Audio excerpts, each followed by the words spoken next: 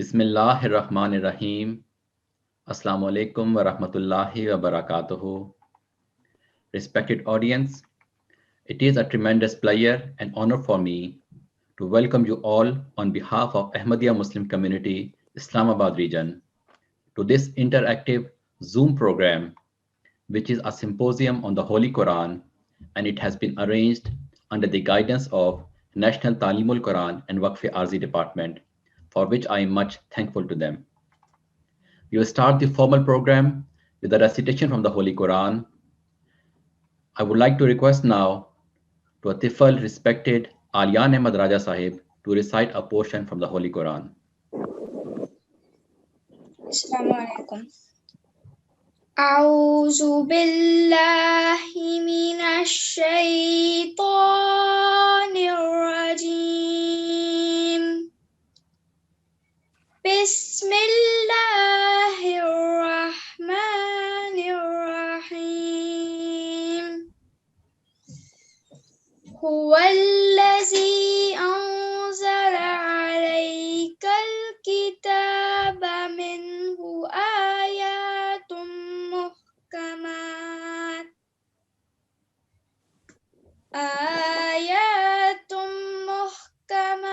hunna ummul kitabi wa ukharu mutashabihat فأما الذين في قلوبهم زيغ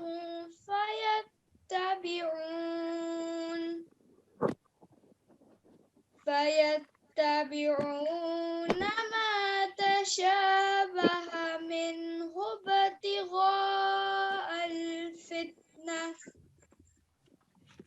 منه ابتغاء الفتنة وابتغاء تأويله وما يعلم تأويله إلا الله والراسخون في العلم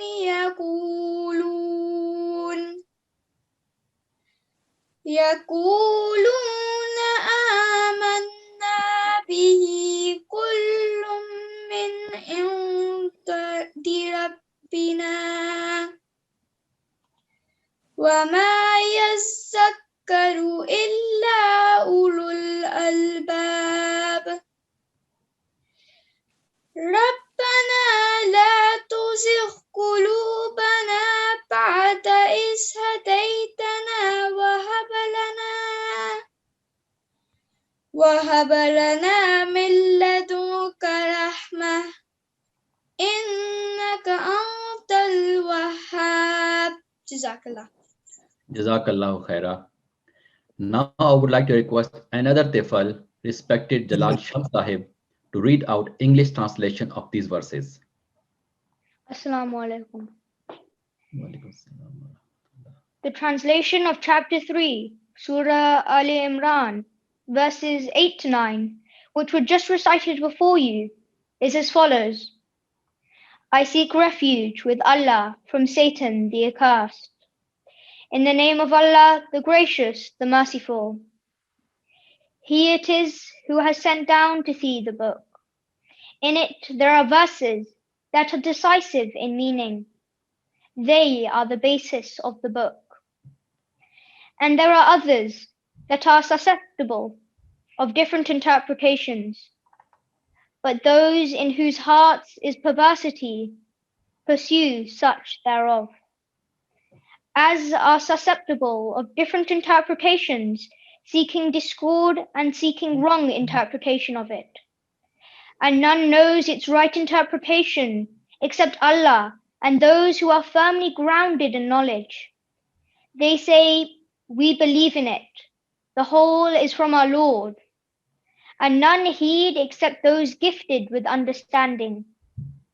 Our Lord, let not our hearts become perverse after thou hast guided us, and bestow on us mercy from thyself.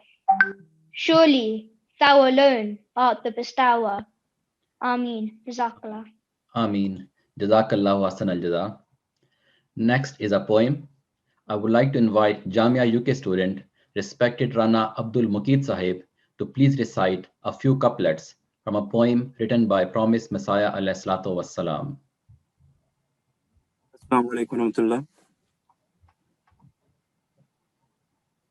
Jamalo हुस्न कुरान नूर जाने हर मुसलमान है,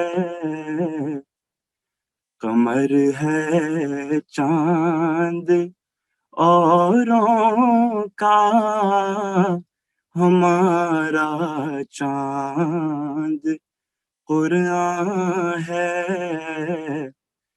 कमर है चांद औरों का हमारा चांद कुरान है, नज़ीर उसकी नहीं जमती, नजर में फिक्र कर देखा,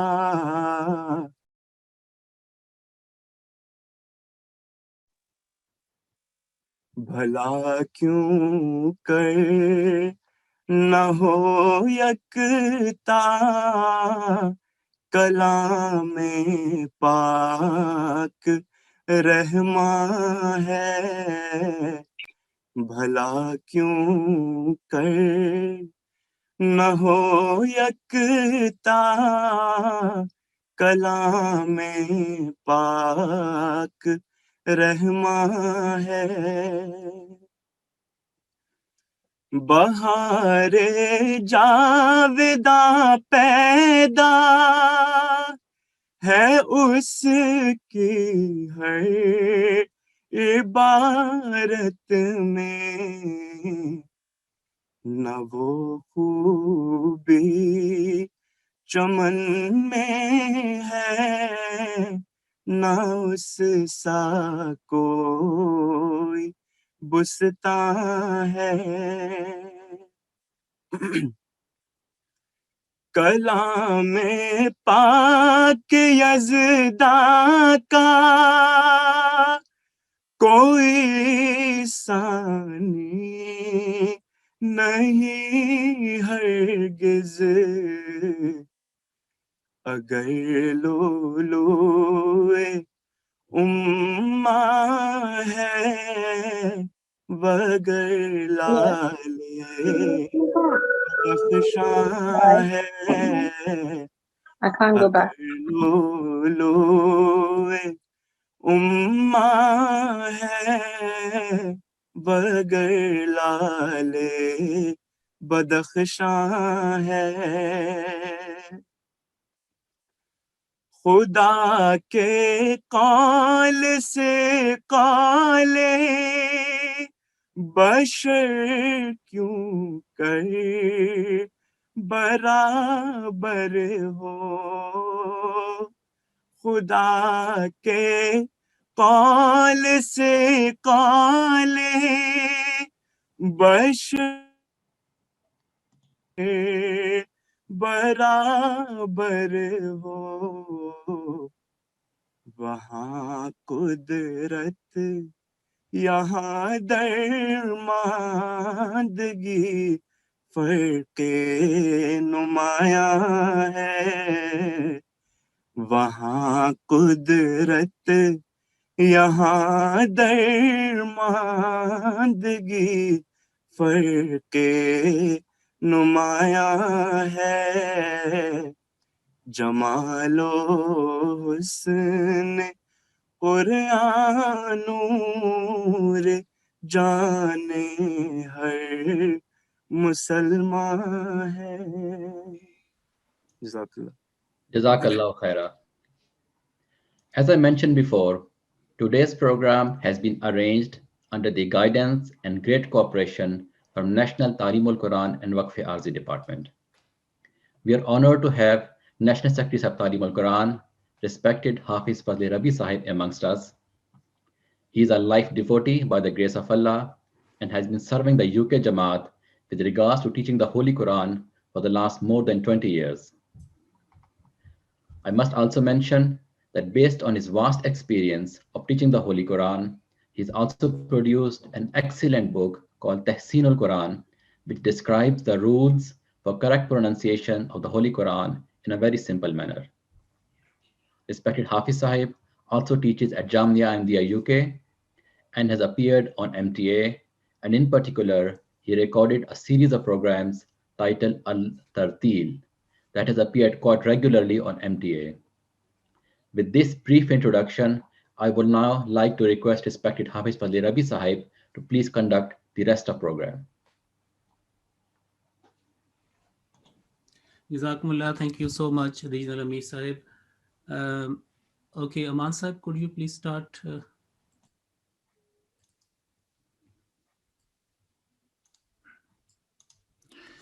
Assalamu alaikum wa rahmatullahi wa barakatuh.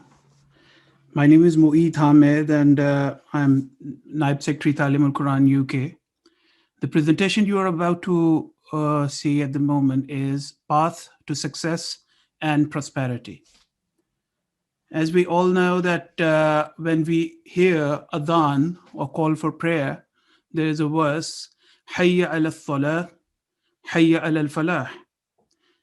Come to namaz, come to success and prosperity. So this topic or the title of the presentation is derived from that. My colleague who will be joining me in this presentation is Rafi Ahmed Shahnawaz Sahib. In this presentation, we will discuss Salat as a pinnacle of faith, importance of correct pronunciation, and mispronounced words in Salat. This presentation is trilingual, English, Arabic, and Urdu. As we all know that Salat is among the 5 pillars of Islam: kalima, prayer, fasting, zakat, and Hajj.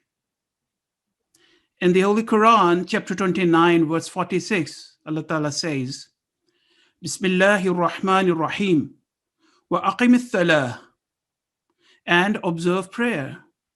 Inna as-salata tanha 'anil fahsha'i wal munkar. Surely, prayer restrains one from indecency and manifest evil.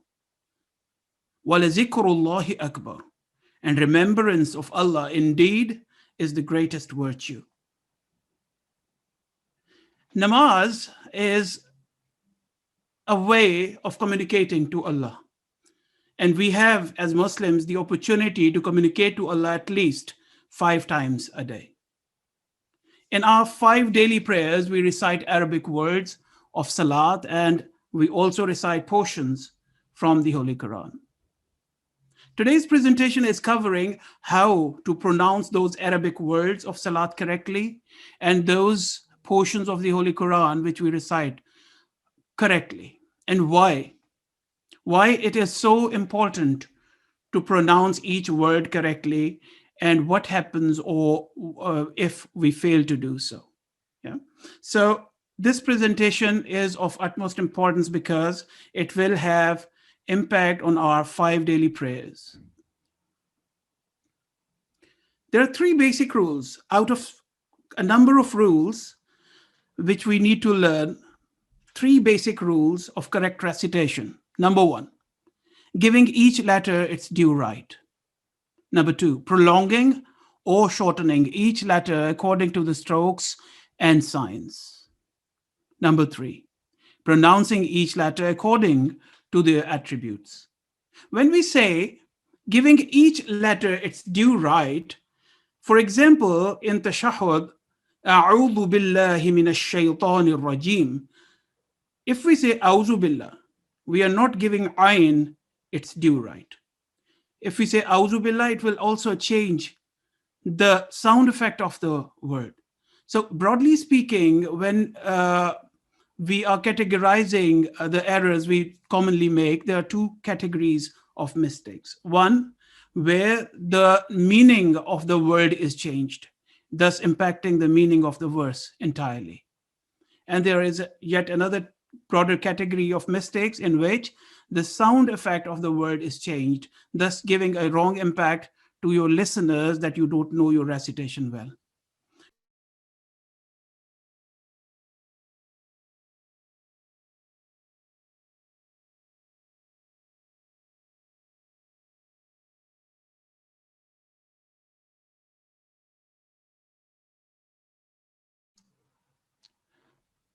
In Surah Fatiha, Ayn comes in a number of places.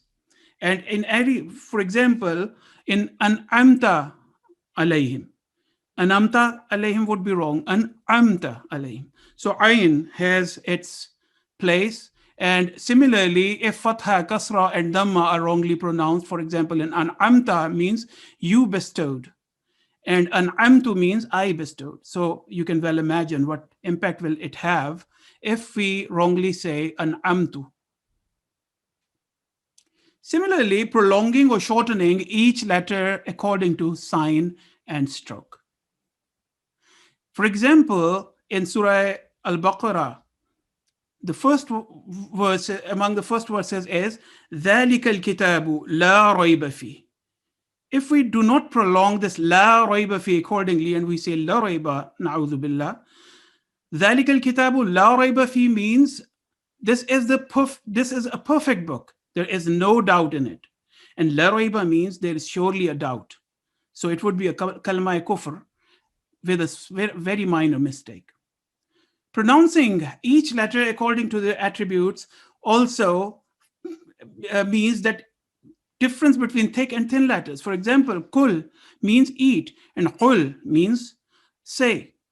So imagine reciting kul huwallahu ahad, for example, instead of qul huwallahu ahad, which means say he is Allah, the one. Yeah. So what can I call you? So kul huwallahu ahad and kul huwallahu ahad are entirely different in meanings. So that's what we need to remember. A brief summary of some of the tajweed rules are as follows.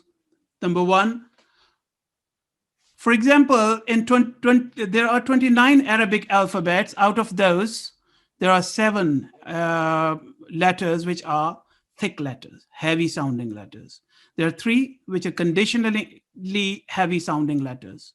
And 19 are always thin sound letters. Yeah.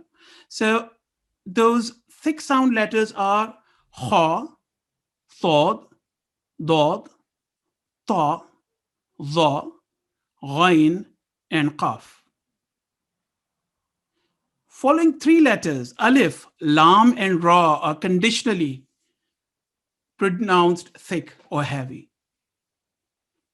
Always remember that lam in Allah is lam jalala. There is a rule associated with it. It is always pronounced with thick or heavy sound if preceded with a letter carrying fatha or dhamma. And it is pronounced with light or thin sound if preceded with the letter kasra. For example, in Bismillahir Rahmanir Rahim, it is preceded with kasra. So it is a thin sound. Bismillahir Rahmanir Rahim. And in Allahu Akbar, it is a thick sounding letter. Then harakat, short vowels, fatha, kasra, and dhamma. In Urdu, we call them zabar, zair, and pesh. Ba is with fatha, 1 second sound. B is kasra, I-E sound, 1 second rule.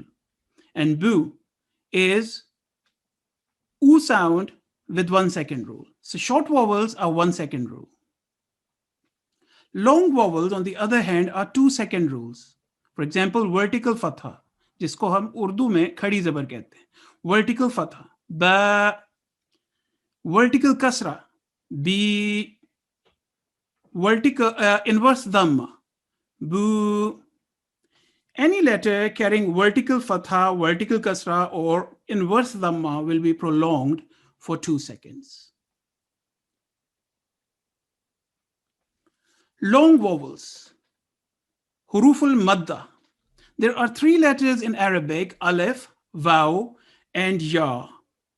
And when they are preceded with specific fatha, kasra, and dhamma, and the rule is if a sound, that is alif, is preceded with fatha or a sound, it will prolong that a sound to 2 seconds, like in ba. When waw is preceded with dhamma or u sound, it will elongate that u sound into 2 seconds. Boo. Similarly, ya is if preceded with a kasra, it will elongate that sound to 2 seconds. Be.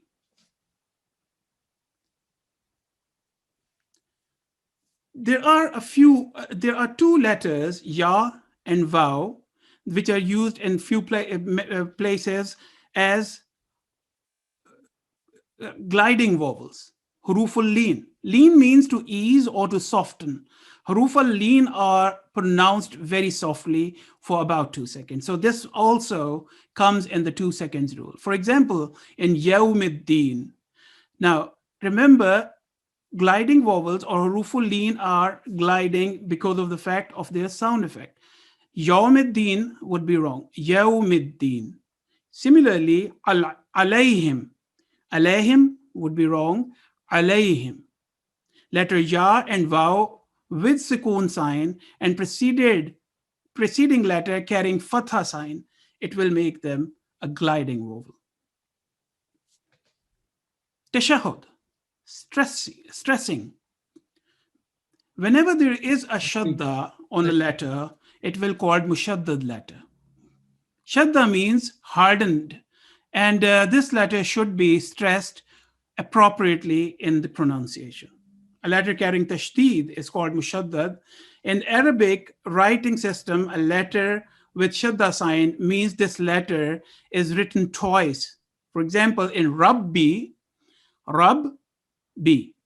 one with sukoon and one with kasra. Rabbi. If we say Rabbi, would be wrong. Rabbi would be the correct pronunciation. Small madda and big madda. Small madda is pronounced 3 to 5 seconds. For example, in bima unzila. And big madda is pronounced for 4 to 6 seconds.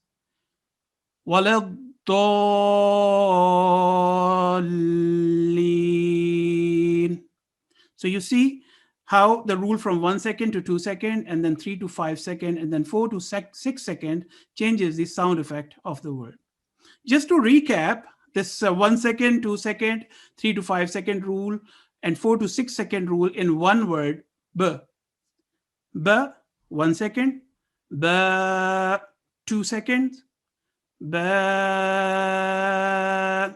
3 to 5 seconds, and b, 4 to 6 seconds. So these are just a few examples. And now let's take these examples to another level. And my colleague, Rafi Shahnawaz will tell you that how these rules apply in different words. And we will take examples of some of the most mispronounced words during Salat.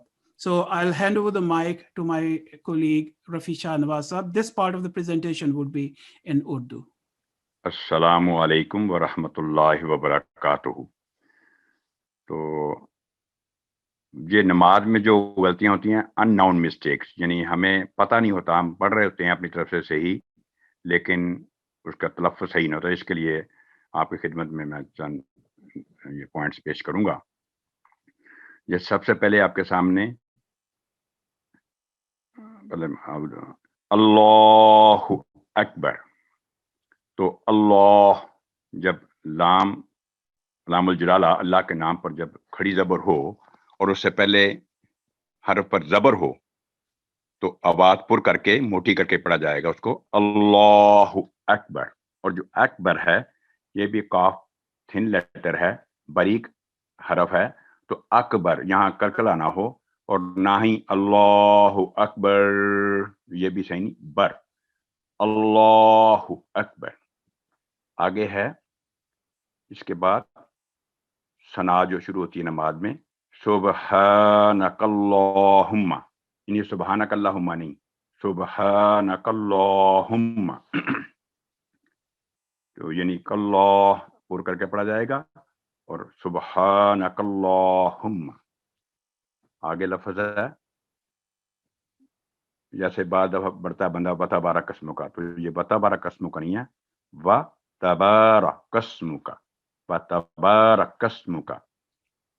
तो ये भी तलफ़्फ़ुज़ यानी इस तरह से ये होगा, व तबारा कस्मों से नहीं होगा। आगे है फ़तआला जद्दू का, ये भी तलफ़्फ़ुज़ गलत है, फ़तआला जद्दू का, फ़तआला। आइन के ऊपर ज़बर है, सात अलिफ है, 2 सेकंड आवाज़ लंबी, और लाम पर भी खड़ी ज़बर है, तो दोनों आवाज़ें 2 सेकंड लंबी करके पढ़ेंगे, फ़तआला जद्दू का। आगे है वला इलाहा, यानी वला इलाहा नहीं, वला इला, यानी ला को नीचे को घुमा के सारे ने वला कट इ ला हा, वला, जैसे कि छोटी मद आपने मतलब छोटी मद के मतलब सुना, 3 से 4 सेकंड बाद लंबी नहीं चाहिए, वला इलाहा, वला इलाहा। तो आगे है इसके बाद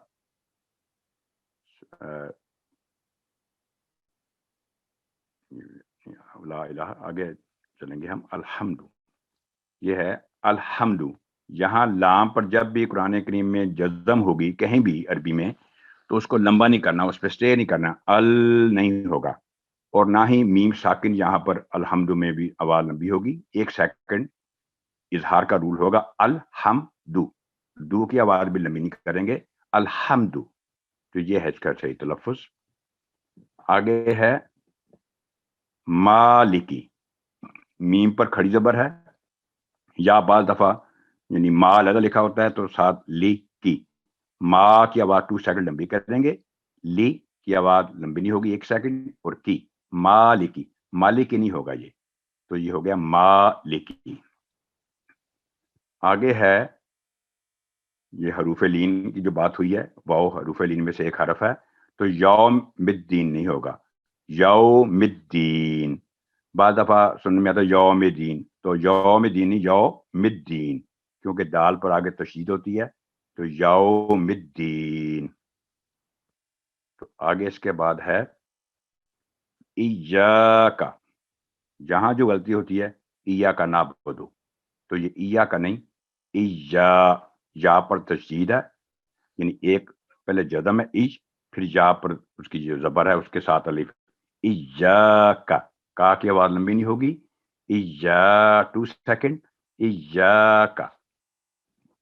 उसके बाद है नअबुदु, तो बाद दफ़ा जल्दी मना इय्याका नाबुदु, तो नाबुदु नहीं है, जो ना ही नाबुदु है, ना आइन पर जज़म है, ना सॉफ्ट आवाज़ के साथ 1 सेकंड की आवाज़, नअबुदु, नअबुदु, नअबुदु, ये भी गलत होगा, तो ये है नअबुदु। आगे है इहदी, यहाँ पर आमतौर पे पढ़ने में गलती होती है बाज़ जगहों पर, यानी इहदे, ये तलफ़्फ़ुज़ गलत है, क्योंकि हा पर जो जज़म है, जब अलिफ के साथ जोड़ेंगे हा को, तो हा पर जगह हिले नहीं, इहदी, इहदी, यानी इहदे ना हो, इहदी, और दी की आवाज़ भी लंबी नहीं होगी, 1 सेकंड और दी 1 सेकंड, इहदी। आगे है अनअमता, तो ये नून साकिन के बाद क्योंकि आइन हरूफे हल्किया में से है, तो अन यहाँ गुन्ना नहीं होगा, अन अम, यहाँ भी मीम साकिन की आवाज़ लंबी नहीं होगी, क्योंकि मीम साकिन की आवाज़ तब लंबी होती है जब मीम के बाद एक और मीम हो, या मीम पर तशदीद हो, या मीम के बाद बा हो, तो ये पॉइंट है जहां पर मीम की आवाज़ लंबी होती है, वरना इसको अनअमता, तो अनअमतु भी ना हो, अगर ये ज़बर की जगह पेश लगा देंगे तब भी माने चेंज हो जाएंगे, अगर छोटी आवाज़ को बड़ी कर देंगे तब भी माने चेंज हो जाएंगे, और बड़ी आवाज़ को छोटा करेंगे तब भी माने चेंज हो जाएंगे। तो आगे है ولداللین.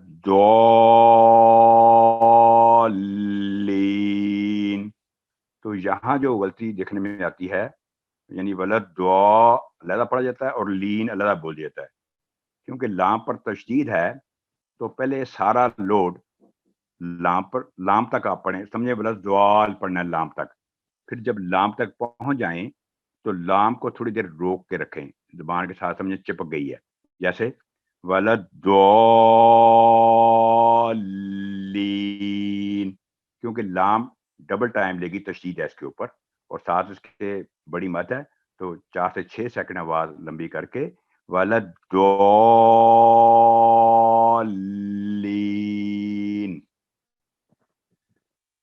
اس کے بعد تعوذ, یعنی اب بتایا گیا تھا اعوذ نہ ہو, اس کا ساؤنڈ پہلا الف پر زبر آ 1 سیکنڈ, اس کے بعد آئین پر پیش اور واو پر جلنا او, تو آ کی ڈائریکشن علیحدہ ہے, او کی علیحدہ ہے, تو اعوذ نہ ہو اور نہ اعوذو ہو, اعوذ. اس کے بعد نیکسٹ ہے من الشیطان, بعض دفعہ آواز آتی ہے گناہ کر کے, یہ گناہ نہیں ہوگا, من الشیطان, شیطا بھی نہیں ہوگا کیونکہ یہ تھک لیٹر ہے, پر کر کے پڑھیں گے تو. اس کے علاوہ من الشیطان بھی نہ ہو, یعنی واو کا ٹچ نہ ہو ساتھ, من الشیطان الرجیم, ایسے یہ پڑھا جائے گا. تو اس کے بعد ہے بعد دفعہ تیزی میں بنا پڑتا ہے نماز, اگر سبحان ربی العظیم سبحان ربی العظیم. ایک تو نماز کے بارے میں یہ حکم ہے کہ نماز جب پڑھ رہے ہوں تو آپ ایسا فیل کریں جیسے آپ خدا کو دیکھ رہے ہیں. تو اگر یہ نہیں ہو سکتا تو کم از کم یہ یقین رکھیں دل میں کہ خدا تعالیٰ آپ کو دیکھ رہا ہے. تو اللہ تعالیٰ کی بارگاہ جب انسان پیش ہو تو بڑے ہی تحمل اور وقار کے ساتھ نماز کی الفاظ کی ادائیگی ہونی چاہیے. تو ربی یل عظیم, ربی نہیں ہوگا کیونکہ با کے نیچے کسرہ ہے, زیر ہے, لیکن اس کی آواز تب لمبی ہوگی جب یا پر جزم ہو, یہ شرط ہے زیر کی آواز لمبی کرنے کی, ورنہ ربی با پر تشدید ہے, یل ربی یل عظیم. آگے چلتے ہیں. بعض دفعہ سمیع اللہ لمن حمدہ, تو یہ حمدہ نہیں ہے, حمدہ, ہا پر الٹی پیش ہے, لیکن جب وقف ہوتا ہے تو حمدہ, حمدہ نہیں ہوگا, لمبی آواز نہیں ہوگی. سمیع اللہ لمن حمدہ. تو آگے ہے یہ بھی جو سجدے میں تسبیح کی جاتی ہے, سبحان ربی الاعلیٰ, سبحان ربی, ایسے نہیں پڑھنا, تیزی کے ساتھ نہیں, سبحان ربی یل اعلیٰ, ربی یل آئین کی آواز واضح ہونی چاہیے, اعلیٰ, سبحان ربی یل اعلیٰ. اس کے بعد ہے نیکسٹ جو غلطی ہوتی ہے التحیاتو, یعنی اتا ہا کے نیچے زیر ہے, بعض دفعہ اس پر زبر پڑ جاتی ہے اور یا پر تشدید ہے, اس کو مس کر التحیاتو. تو التحیاتو, التحیاتو یہ اس کا صحیح تلفظ ہے.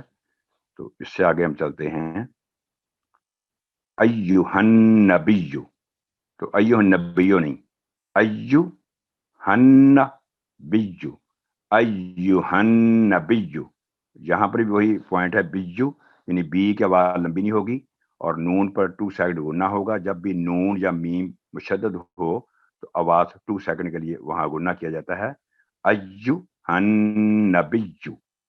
تو بیجو کی نہ ہو, بیجو 1 سیکنڈ, یہاں 2 سیکنڈ مشدد کا آواز کی ادائیگی کر کے پیش کی آواز 1 سیکنڈ کی ہوگی. آگے چلتے ہیں. وبرکاتہ, یہ لکھا ہوا ہے, ہم جیسے سلام بھی کرتے ہیں تو کہتے ہیں السلام علیکم ورحمۃ اللہ وبرکاتہ. تو جب بھی عربی زبان میں وقف ہوتا ہے تو اس کے رول ہیں, تو جب بھی یہ الٹی پیش ہو کسی حرف پر بھی, تو جب وقف ہوگا تو یہاں جزم لگے گی, تو یہ ہوگا وبرکاتہ, وبرکاتہ, وبرکاتہ.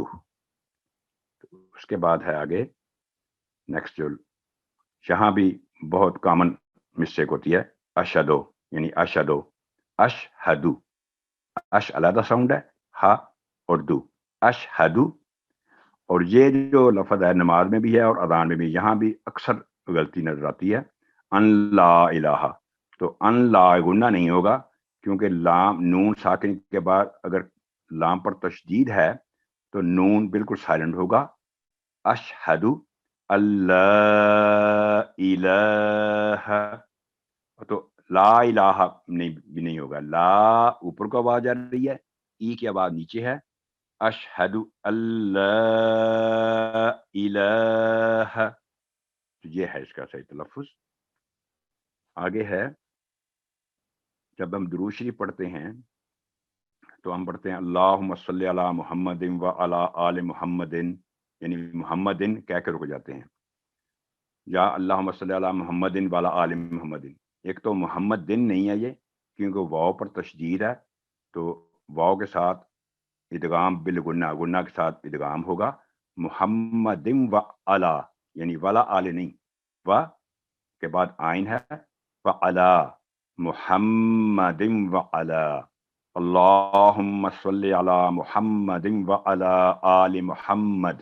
یعنی اگر نہیں رکنا ہے, وقت پڑھنا ہے تو پھر ہم محمد کر کے یہاں سٹاپ کر سکتے ہیں.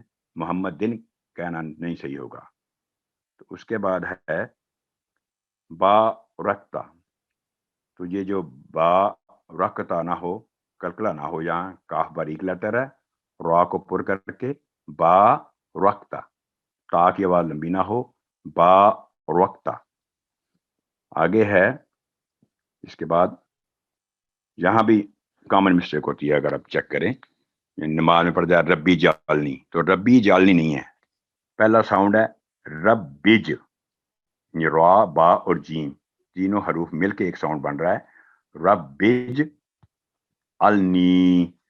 تو ربی جالنی, ایک تو ربی جال, یہ ساؤنڈ غلط ہو گیا, پھر نی چھوٹی کر دی گئی, یہ بھی تلفظ غلط ہے. ربج النی, نی کے بعد 2 سیکنڈ لمبی کریں گے کیونکہ یہاں پر جزم ہے. ربج النی. اس کے بعد مقی مسولاتی, تو یہاں مقی میم پر زبر ہے, فتح ہے, تو مقیم الصلاتی نہ پڑھا جائے, مقیم الصلاتی. اور سواد جو ہے وہ تھک لیٹر ہے, موٹی آواز میں پڑھا جانے والا لفظ ہے, تو مقیم الصلا, لا کو گول نہیں کرنا, یعنی مقیم الصلا, لا نہیں, مقیم الصلا, لا سیدھا ہوگا بالکل باریک آواز میں, مقیم الصلاتی. آگے چلتے ہیں, یہاں بھی ذریتی, تو ذریتی نہیں ہے, ذریہ, یہ اس کا پہلا ساؤنڈ ہے. زال, را اور یا تینوں مل کے, کیونکہ را پر تشدید ہے, پھر یا پر ذریتی, ذریتی. رب اجعلنی مقیم الصلاۃ ومن ذریتی, تو یہ ہے اس کا صحیح تلفظ. اس کے بعد ہے ربنا اغفر لی, یہاں پر ربنا دیکھنے میں نظر آتا ہے شروع میں, لیکن کیونکہ یہ بات صحیح ہے کہ کسی حرف پر زبر ہو, ساتھ الف ہو, تو اس کی آواز 2 سیکنڈ لمبی ہوتی ہے.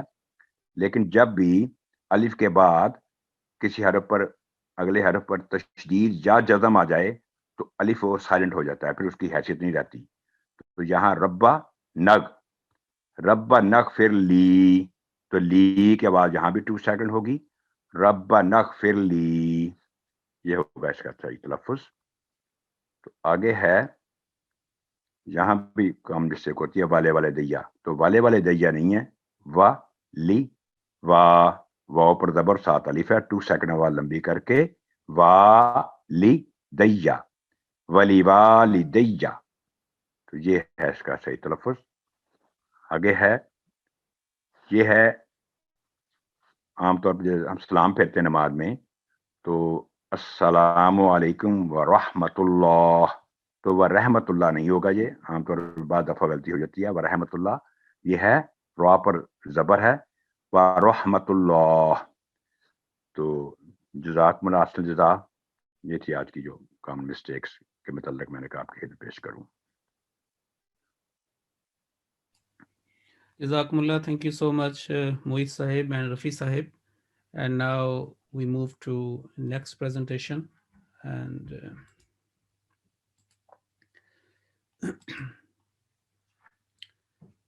Bismillah ar-Rahman ar-Rahim.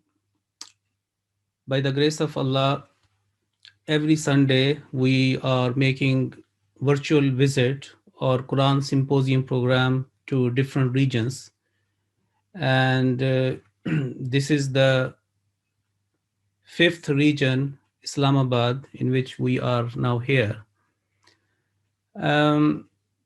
So several lessons have been given and many recordings are available on YouTube in our classes starting from G1 to G8, and simultaneously 3-4 classes take place on every day, and all that material in Urdu and English. Either you want to learn the correct pronunciation of the Holy Quran, talaffuz, or tarjama, translation of the Holy Quran. All lessons have been available, made available, and recorded. Now, first of all, before I go to some points regarding the pronunciation of the Holy Quran, I like to tell you about Waqf Arzi. We know that Tehreek-e-Waqf Arzi was initiated by the third Khalifa, Hazrat Khalifatul Masih Thalis Rahimahullah Ta'ala, in 1966. Over 50 years have gone. And in January 2020, our beloved Imam Hazrat Khalifatul Masih Khamis Ayyadahullah Ta'ala bin Nasir Aziz basically gave Talimul-Quran Department UK a target of 1,000 Waqf-e Arzi to be produced in to a certain time within a year. And we started working straight after when we given this target on 12th January 2020. And by the grace of Allah, we started the activity, and the delegates were sent to different Jamaats, and over 100 delegates were given their roles, and they were sent to different Jamaats, physical. But in COVID-19, we have to stop that, and up to 15th March, that physical Waqf Arzi delegation going from this Jamaat to outside London or outer Jamaats, they were coming to London for Waqf Arzi. They were stopped because of this pandemic. Now, in recent mulaqat, which is basically on 17th January, Huzur Anwar gave us the target, and His Holiness Hazur said that first you should concentrate on the Amla members of all the central organizations, Khudam, Ansar, Lajna, and then regional and local members.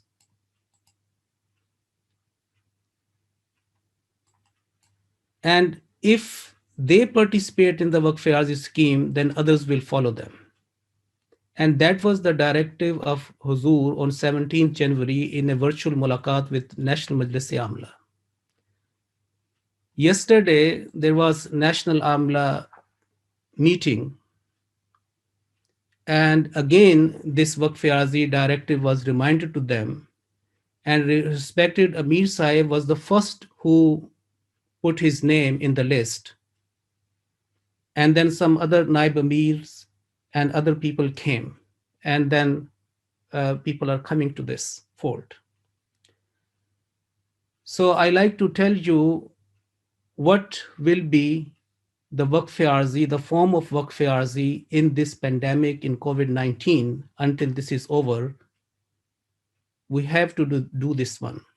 And that is called Virtual Waqf Arzi Scheme 2021. Because of the special significance of this region, because Markaz-e Khilafat is situated here in your region, and this region is increasing from all aspects. So if we take that target 1000 Waqfin RC means short-term dedication, the online application, you can see here, this is our address, ahmadiyya.uk/NQC and /WaqfRC. That is our website and where you can fill in the form.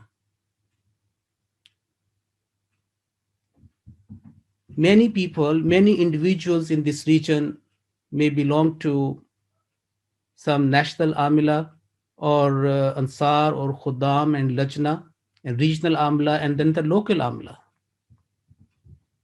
And then other people. As national amila, as I gave you the example of Amir Sahib and other Naib Umara and other secretaries, so the job has started. And now the period of Waqf, according to the rules given by the founder of Tehreek-e-Waqf Arzi, is from 2 weeks to 6 weeks. And as I mentioned, the mode of Waqf will be currently virtual Waqf Arzi via Zoom, phone, so and so. And place of Waqf, when you fill in your form, then Department of Talimul-Quran and Waqf Arzi, under the guidance and directive of respected Amir Sahib, will assign you a local Jamaat. And devotees from Ansar and Khuddam will do their Waqf duties in cooperation with the local president when they are assigned to that. And Lajna devotee shall complete her Waqf duties in cooperation of local Lajna president. We will give you all the information after you sign up, and that will be sent. So this is the form. I was telling you that this is our address, ahmadiyya.uk/NQC/WaqfRC. If you go to this website, you will find this very simple form. And take the pride, the humble pride, that this application is not to Amir Sahib, is not to the secretary. This is basically a short-term dedication, and you are addressing to Khalifatul Masih. That is why they say Bismillah ar-Rahman ar-Rahim, my dear Huzur, and Assalamu alaikum wa rahmatullah. Because you are presenting to serve the cause of Ahmadiyyat under his guidance. So name, AIMS number, email, phone number, contact number, and then your Jamaat and a little more information. And inshallah, you will get confirmation. And after that, your application will be perused and meaning analyzed, and appropriate Jamaat will be assigned to you. Now, what is the Waqf Arzi? What to do in virtual Waqf Arzi? The first of all is task 1 is intention. You make up your mind that you are dedicating, you are devoting this time of period, 2 weeks to 6 weeks. Even you can split 2 weeks into 2 units according to your circumstances. So the devotee is encouraged to pay sadaqah before the start of his waqf, and he is also advised to write a letter to Huzur Aqdas informing His Holiness of Waqf Arzi and request for prayers. So that is number 1 to start with. Number 2 task is Zikr Ilahi. And these all basically we have derived from the instructions and guidance given by the founder of Tehreek-e-Waqf Arzi, starting his Friday sermons in 1966. The devotee shall spend his time 2 weeks to 6 weeks, especially in intense prayers, remembrance of Allah, and seeking His forgiveness, meaning istighfar. And he will sincerely try to offer daily tahajjud prayer as well. So basically, this is a self-purification, self-reformation is a great way to reform in self. And that is because he has, in a special, he has signed up for serving the cause of true Islam, Ahmadiyyat. Task number 3 is that tafaqquh fi din. The devotee shall recite the Holy Quran with tarjuma on daily basis and will study the Tafsirul Quran, and he will also try to read at least one book of the promised Messiah والسلام, especially in that period. The devotee is also encouraged to have his own digital library of Jamaat literature. And for that, we have a very good download section in our Talimul-Quran website, okay, where you can find the simple copy of the Holy Quran, the Tarjma, Tafsir Saghir, Tafsir Kabir, Tafsir Hazrat Masih Maud, Wasalam, and many Quran-related literature. So you must have a Quran digital library in your possession, or other relevant material. So that will be task number 3. Task number 4 is the Talimul-Quran. Remember, according to the directive of the founder of Tehreek-e-Waqf Farsi, the main job, task was, or to create this Tehreek, was to promote Talimul-Quran among the members from all aspects. So using free Zoom facility, you will try to organize Quran classes and Salat classes, as we have given you a Salat demonstration, a presentation. Basically, though that is a Salat, but all words which you can find in Salat, all words you will find in the Holy Quran as well. The Salat is in Arabic, and all words directly or their root words or their structure you can find in the Holy Quran. And if our Salat is good and okay, and we remove that errors and correct them, then we can recite the Holy Quran as well in a good manner. So you can organize Salat classes for the pronunciation, as a sample was given to you this time. And you can also do tarjuma classes. All material is there, and you can also deliver a lecture in cooperation with the president on a certain topic, and also the material is available.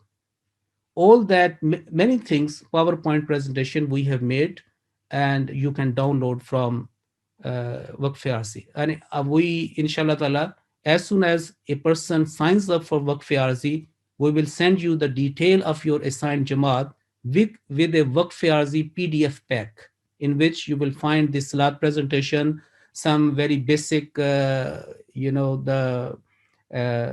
rules of the recitation and other tarjuma material. So whatever you want to teach, at least the material is with you. Next, we have a task number 5.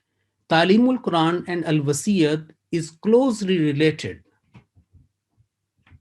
and the devotee will endeavor to encourage the local Jamaat members to join the blessed scheme of Al-Wasiyat. First of all, the devotee will make sure that he is the part of Al-Wasiyat system as well. If he is in Al-Wasiyat, meaning he is a Musi, well and good. Otherwise, that is the right time, that is the good intention, that he himself signs up Al-Wasiyat and becomes the Musi. So that is also a very integral part of Talimul-Quran, Waqf Farsi, that to be a Musi and to invite to Al-Wasiyat system, the system, he will also remind the local Musian to engage themselves in Talimul-Quran.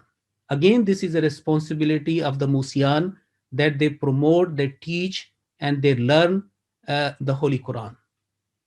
So the Waqf Farsi and Musian, they are very closely related to promoting the Talimul-Quran, as instructed by the founder of Waqf Farsi scheme, Hadrat Khalifatul Masih Salis Rahimahullah Ta'ala. Task number 6 is Tarbiyat. The devotee will encourage local Jamaat members to increase the attendance of 5 daily congregational prayers. And that is the pinnacle of the Tarbiyat program. 5 daily prayers on time, Tilawat-e-Quran, and Dars at home.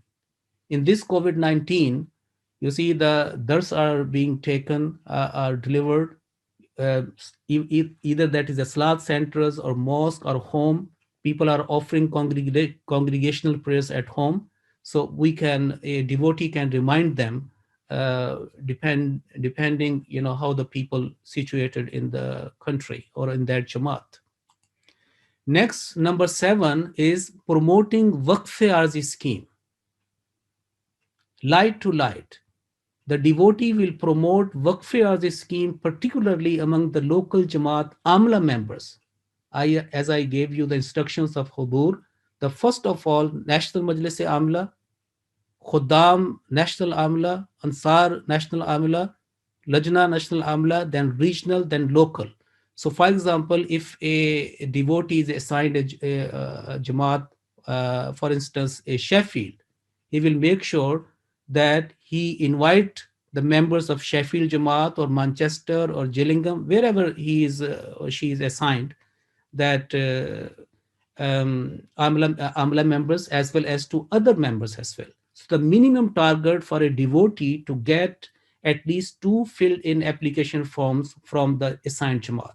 So that is the minimum target. If, first of all, he gave all that information to the members, during their Ijlas-e-Aam, the general body meeting or their Amla meeting virtually, and then invite them and at least make them to fill in 2 forms. If they do 4, 5, 10, it's very good, but at least the minimum target that should be a fruit of his Waqf-e-Arzi in that period. Number 8 is tabligh activities. He will encourage local Jamaat members to use their social media platforms like Twitter, Instagram, WhatsApp, Telegram to promote the message of true Islam, meaning Islam Ahmadiyat, and to highlight its humanitarian endeavors amongst the general public by using hashtag. And this is very, common, very well known. Messiah has come, Khalifa of Messiah, Al-Islam, love for all, hatred for none, true Islam, and humanity first, like that, such as. So these are such examples. So whatever you have means, spread the message of that. You can also send some quotes from the Friday sermons, from the writings of the promised Messiah, according to the need of time. So sky is the limit. Number 9 is iyada, well-being, iyadat. So that is task number 9 you have to do, Waqf-e-Arzi. In cooperation of the local president, he may phone the sick and elderly members of the assigned Jamaat for their iyadat and to banish their loneliness. There are many old people, even a word of comfort to them and some talking to them can relieve their stress, and they will feel more associated. And this is basically, it can be practiced in accordance with the very beautiful Quranic injunction, and this chapter number 2, Surah Al-Baqarah, verse number 84, Qulu linnasi husna. Wa qulu linnasi husna means speak to the people kindly. So in this way, we can act upon this Quranic commandment and iyadat, and looking after, inquiring after their health and giving them the moral support. That will be task number 9. And task number 10 is offering virtual help, because this is all virtual Waqf-e-Arzi. So everybody has been gifted with some, or in this time and age, there are many skills, transferable skills, you can do that. So the devotee may offer his services to the local Jamaat as required by the president. For instance, help to collect Tahrik-e-Jadid, Waqf-e-Jadid promises, or helping in making the budget, promoting subscriptions to Jamaati publications, different periodicals and weekly publications, monthly publications. So any virtual help, or you can remind the people, okay, these are not with the local president. Some people are not very engaged with the Jamaat activities, so they could be chased up by courteous calls. So that is number 10. And the last is virtual Waqf-e-Arzi task activity report. It is very important that during the Waqf period, 2 weeks, 4 weeks, 3 weeks, 6 weeks, or as I said, even 1 week, he will maintain a daily journal of his activities based on the 10 tasks given above. And this report form should be submitted online within 1 week after completion of Waqf period. And this is the address. So these are the very, in short, I have given you the 11 tasks, and everybody can, I think, can participate in this blessed scheme. And we can easily, if we start from National Majlis-e-Amla, going down to the local Amla and their members, easily we can complete the target given by Huzur Aqdas 1,000, okay, and even inshallah more.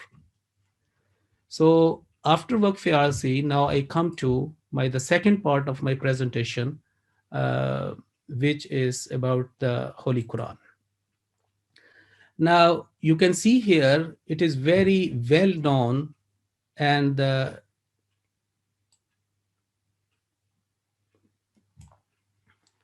reference is given here, Suratul Baqarah, chapter 2, verse number 8. And in each slide, I will give you some hint, or I have highlighted the place in which you should concentrate. Now here you can find that the verse number 8 is A'udhu billahi minash shaitanir rajim wa ala absarihim ghishawatun. Okay, so this is ghishawatun, and after ghishawatun there is a za, small za, and za basically stands, or behind this za, the word is waqf mujawwaz, or al-waqful mujawwaz, meaning proposed stop. This is an optional stop. A stop has been, a pause, a waqf has been proposed. Now, if you take that option, we say, okay, the waqf has been proposed because of za, and if I want to make a stop, what will be the pronunciation? It will be ghishawah, because this tai marbuta, or tai mudawwara, if you can say, or circle ta, on top of that there is a 2 dots. These 2 dots will be removed while pausing, and a simple ha will remain with a sukun. So the pronunciation will be ghishawah. But if you do not take that option, you say, I want to continue, the stop has been proposed to me, but I have a long breath and I do not discontinue, I want to continue. So how would you do that? I have seen some people who are not aware or the right rule, they would say, وَعَلَىٰ أَبْصَارِهِمْ غِشَاوَةٌ وَلَهُمْ عَذَابٌ أَلِيمٌ. Now, according to the rules of waqf and continuity, that is not correct. It is incorrect. And the right pronunciation will be Rishavatun walahum. And now you will say on waw, there was no tashdid, there was no shadda sign. So why I have to join with nasal sound? Why I have to make a idgham here, assimilation? The point is here that Rishavatun, that is a tanween, dammatain, tanween. And after that, there are, if there is a waw or ya, very simple to, I like to make for you. Remember 2 letters, especially. Basically, there are 4 letters, ya, noon, mim, waw. But in this case, just concentrate on this waw. So whether there is a tashdid, it is written or not, it will be joined with nasal sound, and you have to hold your nasal sound for 2 seconds because you are joining with waw, and as embedded, that is a shutdown that. On some copies of the Holy Quran, you will find here in that place on 8, verse number 8, Surah Al-Baqarah, on waw with the shadda. Maybe you can find that in a Tafsir-e-Saghir or some other copies of the Quran. They were correct as well, and this is correct as well. We have to be mindful of our pronunciation. So that will be ghishavatun walahum. And there is no harm for you to understand and to practice if you could put with your own hands on waw underneath this fatha a small w sign meaning tashdid, shadda sign.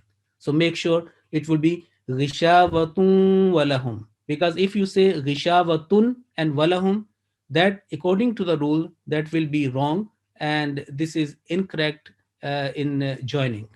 So this is one example. So joining with nasal sound, whether you can find a tashdid or not, the rule is there. Now another example I can give you just after some verses, and this is verse number 42, the same chapter.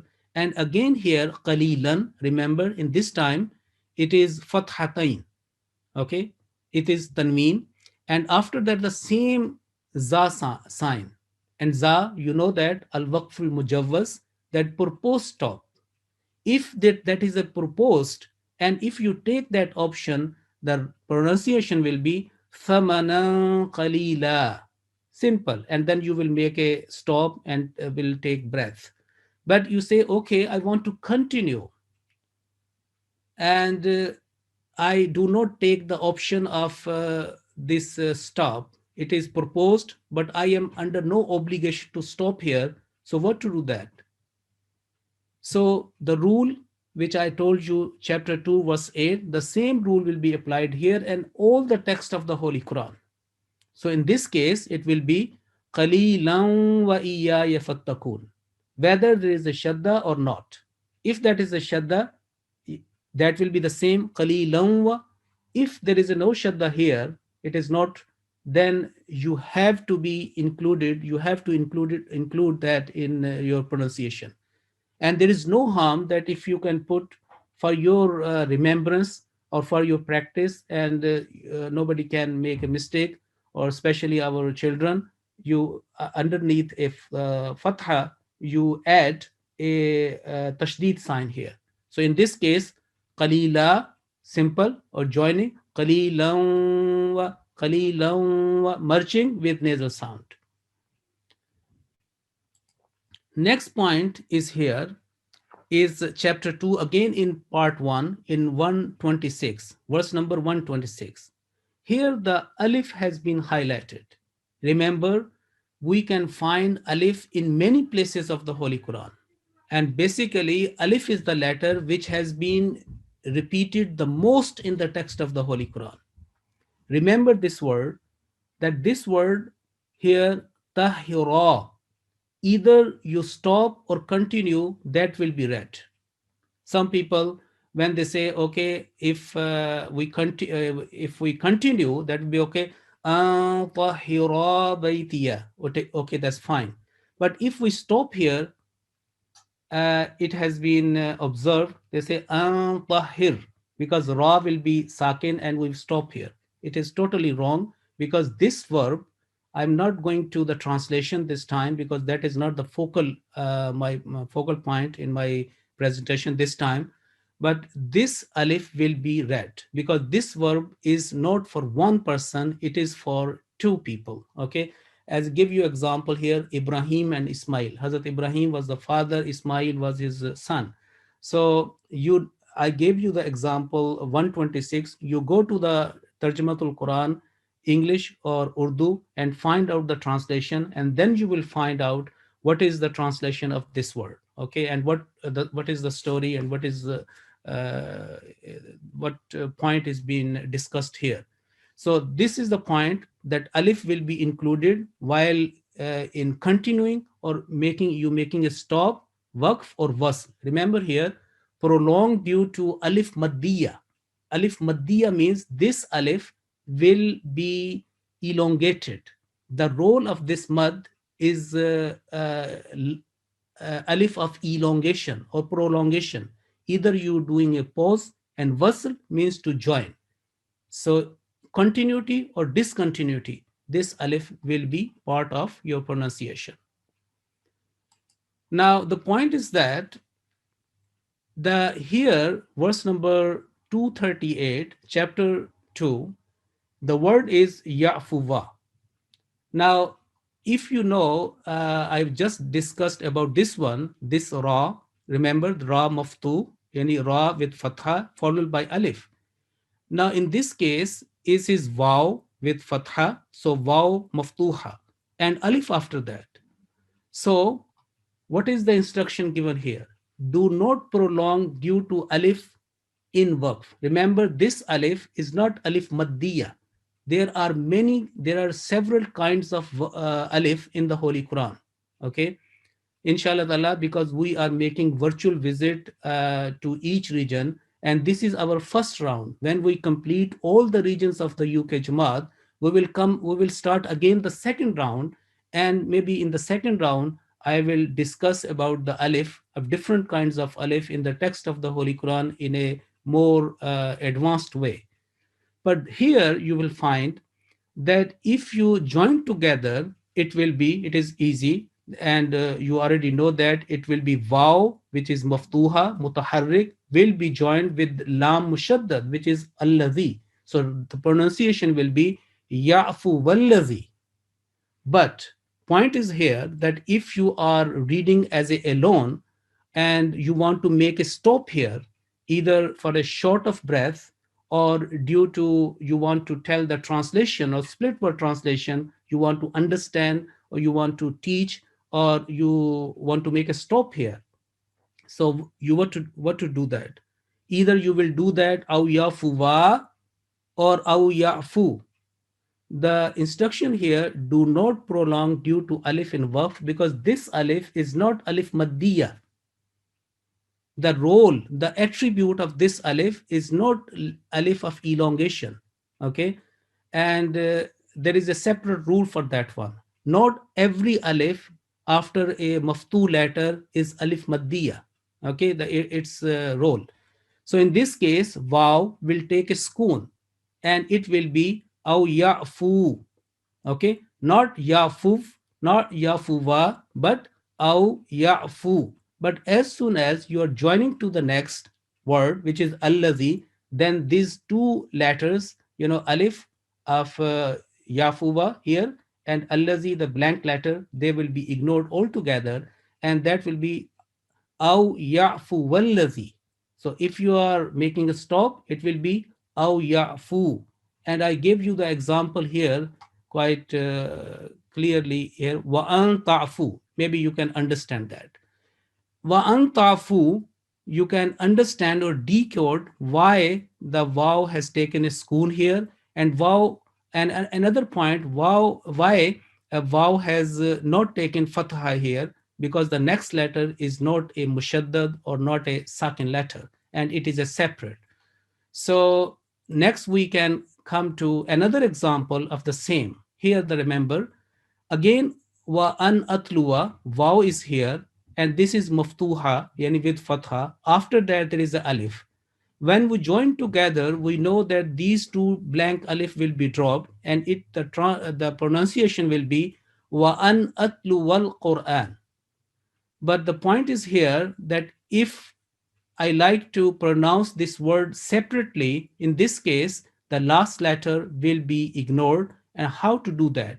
The same rule will be applied, which is, I gave you the example 238, similar to that, okay? And this is here, wa an atlu. This waw will take a sukoon, waw will be a sakin, and this alif will totally be ignored because this alif is not maddiya. Its attribute, its role is not to prolong, is not to make a madda, but it is a different kind of that. It is a part of the writing system, rasmul khat, writing system, that this alif will be protective alif. This alif will be here will be placed, but it will not be taken as a alif of elongation. So wa an atlu, when we joining together, wa an atlu wal Qur'an. Next we come to, this is also very famous, chapter 2, verse number 256. Now this is the greatest verse of the Holy Quran according to the Holy Prophet Muhammad sallallahu alaihi wasallam. And many people make mistake here. And why they make a mistake? I like to tell you. This is Ayatul Kursi. Allahu la ilaha illa huwa. Remember, after that, there is a jim. Jim is the most, in a degree or in a rank, most powerful sign than Za. Za is a waqf mujawwaz, and a greater degree of the preference is Jim. And Jim basically stands for al-waqful jaiz, meaning permissible stop. If that is a permissible stop, and then you will say Allahu la ilaha illa hu. This waw with a fatha will take a sukoon and it will be hu. Okay, Allahu la ilaha illa hu. Now, after that, the word is Al Hayyul Qayyum, beautiful attributes of Almighty Allah. Now, what people do here, they say, okay, here is a jim, and that is al-waqful jaiz, permissible stop, but I want to continue. I don't want to pause here, I want to continue. So mostly I have seen, they observe and they say, Allahu la ilaha illa huwa al-hayyul qayyum. This alif with fatha, they basically confuse them, or they say, okay, we want to continue in this way, illa huwa al-hayyul qayyum. Remember, this alif with fatha is only part of the pronunciation or permissible if you are starting from there. Allahu la ilaha illa hu al-hayyul qayyum.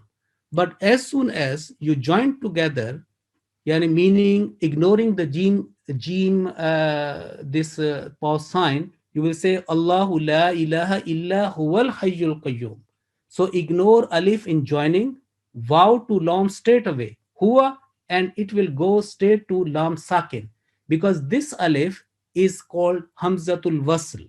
Hamzatul wasl means that when joining together two words, the first letter is mutaharrik, the next letter is the sakin or mushaddad. This alif, even if it carries a fatha, it will be ignored altogether. I think I can give you a good example within the Ayatul Kursi is this one. Remember this one? Wahuwa, remember? Wahuwa and waw mutaharrik, waw with fatha joining to lam sakin al-aliyu. So if you say wahuwal aliyul azim, that will be right. But al-aliyul azim, these are the true attributes like al-hayyul qayyum. So when you are starting, this blank alif will take a fatha and you will read al-aliyul azim. The same rule will be applied here, that illa huwal hayyul qayyum. If you say Allahu la ilaha illa huwa al-hayyul qayyum, this is incorrect according to the rules of joining, the rules of pronunciation. So that is that should be noted. And next I give you the point. Do not prolong due to the sign of madda in waqf. So this is another important point. You see that this is a small madda, or it is called madde munfasil, or this is madde muttasil, madde munfasil, madde muttasil, and this is called big madda or madde kabir, or in other words is common madde sagir, or like in Urdu choti mad or badi mad. Let's see. Okay, point is here, the verse number 7, Suratul Ala, chapter 87 and verse number 7. Remember, if you learn one rule, you can apply that rule in most of the text of the Holy Quran. And here the word is falatansa. Falatansa, on seam there is a vertical fatha. Vertical fatha demands 2 counts of elongation. 2 counts of elongation means 2 seconds. And on top of that, you can find a madde saghir or madde munfasil, I told you. Now, if you are stopping here, because the sunnah of the Holy Prophet ﷺ mostly to make a pause at the end of each verse. Okay, so if you say Sabbih isma rabbikal a'la, stop. Alladhi khalaqa fasawwa, stop. And in this case, verse number 7, you start from sanuqri'uka fala tansa, stop. Okay, you take breath, stop, and then illa mashallah. So if you are making a pause at the end of verse number 7, then this madde sagir will altogether be ignored. You can't say at the same time you are making a pause and you are applying that madda. You say fala tansa 3 seconds, 3 to 4 seconds. No, because this madda is involving madda. This is a, you can say, detached elongation. It is not attached elongation. Detached elongation means, as is in say madde fasla or madde munfasil, that it will be a part of the or due to a of the next mutaharrik alif or hamza alif. Okay, you will find in the Holy Quran, wherever you find this madde sagir or madde munfasil, very next word starting with a mutaharrik alif. Like for example, here, walladhi akhrajal. Now this alif, mutaharrik alif with fatha or with kasra, whatever. Okay, that is the rule. So this madde sagir basically involve two words together. You know, the last letter and the first letter of the next word. But if you are making a stop, then that will not be involved because you have not joined to the next word, the forward word. So that will be fala tansa, 2 seconds, and then illa ma sha Allah. But when as soon as you join together, because you can combine 2-3 verses together, in this case you will say fala tansa while you are making elongation, and then you pick up to the next word illa ma sha Allah. So that is about the madde sagir or madde munfasil. Another example I can give you, very famous, chapter 91, Surah Ash-Shams, and verse number 12. Again, here you can see that a very rhythmical and phonetic beauty in this chapter of the Holy Quran, where you have to make a 2-second prolongation at the end. Taqwaha, zakkaha, dasaha. You see, all in a very beautiful rhythmical way. Alif is elongated. But what about here? We find that on other places there is no sign of madde sagir or smaller madda, but here you can find bitagwaha, you can find this small madda on that. The same rule will be applied if you are making a stop here on verse number 12. This small madda will be ignored altogether and only 2-second prolongation will be applied. But as soon as you continue, for example, verse number 12 and verse number 13, you want to combine together, because the next verse number 13 starting with you can say that mutaharrik alif idin ba'atha, then this madde sagir will be applied and you will prolong bitagwaha up to at least 3 seconds, 3 to 4 counts, and then you will pick up the next word in verse number 13. So that is in short of this one. Now we come to another point. What to do with disjointed letter? Remember, there are 29 chapters of the Holy Quran will start with the disjointed letters, harufe muqatta'at. Okay, sometimes this is 1, sometimes there are 2, sometimes 3, maximum they are 5, like in case Surah Maryam. So let's see, this is Surah Ahqaf and chapter 18, verse number 50 in front of you. Now here the word is وَيَقُولُونَ يَا وَيْلَتَنَا مَا لِهَذَا الْكِتَابِ. Now, what do you think? Where you have to stop? You will stop or this lam with kasra, which is a very disjointed letter. Okay, it is written in Rasmul Khat from the earliest scriptures, the copies of scriptures, this lam as a disjointed, not part of any word. So what to do with this one? This lam with kasra li is a part of ma or the part of haza. That is the point of our reflection.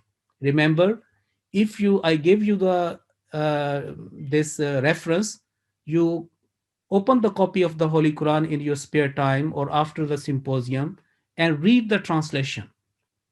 So let's see, there are 2 scenarios. Number 1, that this lam, which is quite near to ma, and it will be read mali. Okay, and if you join together, meaning make a pause, it will be mal. And it is a very common Arabic word and Urdu word, and also the Persian. And let's see, in Urdu, it is a mal. Okay, so mal means belonging, the property, the mal. And the word has been used in the Holy Quran, amwal, many times. Okay, tujahiduna bi amwalikum. Okay, so the mal, so this lam is a part of ma, or this lam maksur, lam with kasra, is a part of the next word, hadha. If you know the translation and find the, all what is happening here, you will find that if you take that as a mal, there is no chance of this mal as a property, as a belonging, in the translation. Okay, the translation will be compromised, and the meaning will be lost if you take as a this one word as a mal. So in this case, this li basically belongs to haza. Okay, belong to haza, not that one. So ya vailatana ma lihada. So lam and haza, they will be joined together. And whenever there is a translation, split word translation, or you are making a stop, make sure this lam is a part of haza, and that should be read together. Though it is written separately, this is a disjointed letter from his its right or left, but this actually word letter is a part of haza.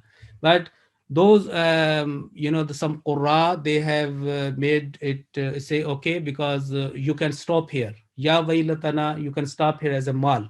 But I differ with their opinion on the this point, that the Holy Quran should be understood, and each and every word should be clear in the minds of the listener and the reader as well. And if you say ya vailatana mal, as it has been suggested that you can, but I do not take that option, because the meaning will be lost, and that will be against the meaning of kitabun anzalnahu ilayka mubarakun liyadabbaru ayatihi, or warattilil qur'ana tartila. And or the word tilawat, because the word tilawa, meaning that your tongue recites the Holy Quran, and your mind, your mental faculties follow the translation 1 second after, that follow after that. Okay, so that is the part of the meaning of tilawat. This one follows the another one. If you recite, the translation or the reflection, the meaning will follow, and after that, the practice, the amal will follow that. So that is a very, very beautiful the meaning or essence of the word tilawat. So in this case, I would not stop here on as a mal. I would say ya vailatana. I will stop here, and then ma li hadha. Li, I will join in such a way that that is a syllable, is a part of li hadha. So that is one case. I gave you the example, and you read the translation. So another example in Surah Al-Ahqaf, chapter 46, verse number 34. Again, here you can find the word is ala an yuhyi and ya. Now in this ya is a disjointed letter. It is not joined with on right, not on left. What to do that? So in this case, that will be a part of the first word, which is yuhyi on right side, or that will be the part of al-mauta, which is the second word, as was in the case, the previous case, the li here, maksur li, was the part of the second word.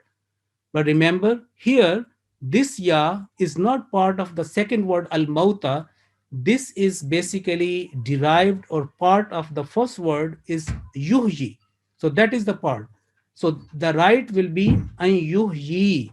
This ya will be ignored altogether. There is a one option, or you put a schoon on that, and in this case, it will be, when making a stop, ala an yuhyi, that will be the right pronunciation. So this ya, disjointed ya, will be the part of the first word yuhyi, and not the second word. And you can't say starting from any word yal mauta, because if you can say this is yal mauta, you will never find this word in any lexicon, in any dictionary for the meaning, because this is a part of the anyuji, and that is basically that was embedded in this letter ye, only because the next word is starting with alif lam or is a definite article. So in order to join, this separate ya has been taken out in Rasmul Khat, and to facilitate the learners, they have made that it come together. But when they will be read as a separate, either you are making a waqf or just separately, it will be yuhyi. And many you can find in the example of the Holy Quran. Now, another example I like to give you, and this is again, because that is in context, is verse number 37, chapter number 70, Surah Al-Ma'arij. Again, look, Fama lilladhina kafaru. Now, go to the Holy Quran and read the translation. This fa, this lam maksura will be the part of fama, and then it becoming famal, or this lam is part of allazina, which is the next word. The right concept and this pronunciation will be, or understanding will be, that this lam maksur or disjointed lam is basically is a part of the next word, which is lillazina. Okay, so it will not be good, though it is not written with that. It is written in Rasmul Khat separately, but that should be a combining part of lillazina, lam with kasra, allazina, lillazina. But if you say famal, that will be meaningless, because that is not the purport and essence of this verse, because famal means that so, property or belonging, and that is not which Allah Ta'ala wants to convey this message. So fama, ma here, that is a totally in a different context, and there are, inshallah Ta'ala, when we'll come to the translation in the second or third round, we will inshallah tell you that there are actually 4 usage of ma. Okay, sometimes that is different, in context it acts with different way. Okay, so because this time we are only focusing on the pronunciation, so I would say do not stop here. That's as a one word, famal. Fama is a one word, and this lam maksur is a part of next word, which is lillazina. Okay, and there should be a split second, a gap between this li and allazina, lillazina together. And next we want to say again this word, and this is chapter 75, Surah Al-Qiyamah, verse number 41. Again, the word is al-mauta and yuhyi ya. Remember here ya, disjointed ya. Okay, and as I told you in from Surah Al-Ahqaf, the same rule will be applied here. The word tuhyi, yuhyi has come several times in the Holy Quran. So this disjointed ya is a part of the first word yuhyi. Okay, and the next word al-mauta, that is not part of the disjointed letter. This disjointed ya is basically the part of the first one. Either you are when you are stopping, okay, that will be yuhyi, the ya, this ya will be taken as a sakin, and that will be long. Okay, but when you join together, ya will be made with that. Okay, and that is the part of system. Otherwise, if it is not taken, then the people will read an yuhyil mauta, and that will be wrong because of the certain grammatical rules. And for example, here the word is an, which demands that this last letter would be with a nasab, with a maftuha, with a fatha. So they, in order to make a difference, differentiate, and to facilitate the readers, they have been placed here. But that should be understood while we are making a stop on that. So next is I like to tell you about Surah Ad-Dahr chapter. Okay, so this is not chapter 2. This is, I think, chapter 76. Yeah. So that is chapter 76. This is a typo that should be corrected in your references. Surah Ad-Dahr chapter 76 and verse number 16 to 17. Now here, you can see here the kawarira, two identical words come together. And in between two identical words, there is a sign of verse, and that is verse number 16 ending. So mind the first identical letter. What to do in wasl or waqf? So the rule is here that kanat qawarir, you can read that, no problem. Or kanat qawarira, this alif, though there is a cross is there, and on the margin it is said alif zaida, an excessive alif, but you have two options.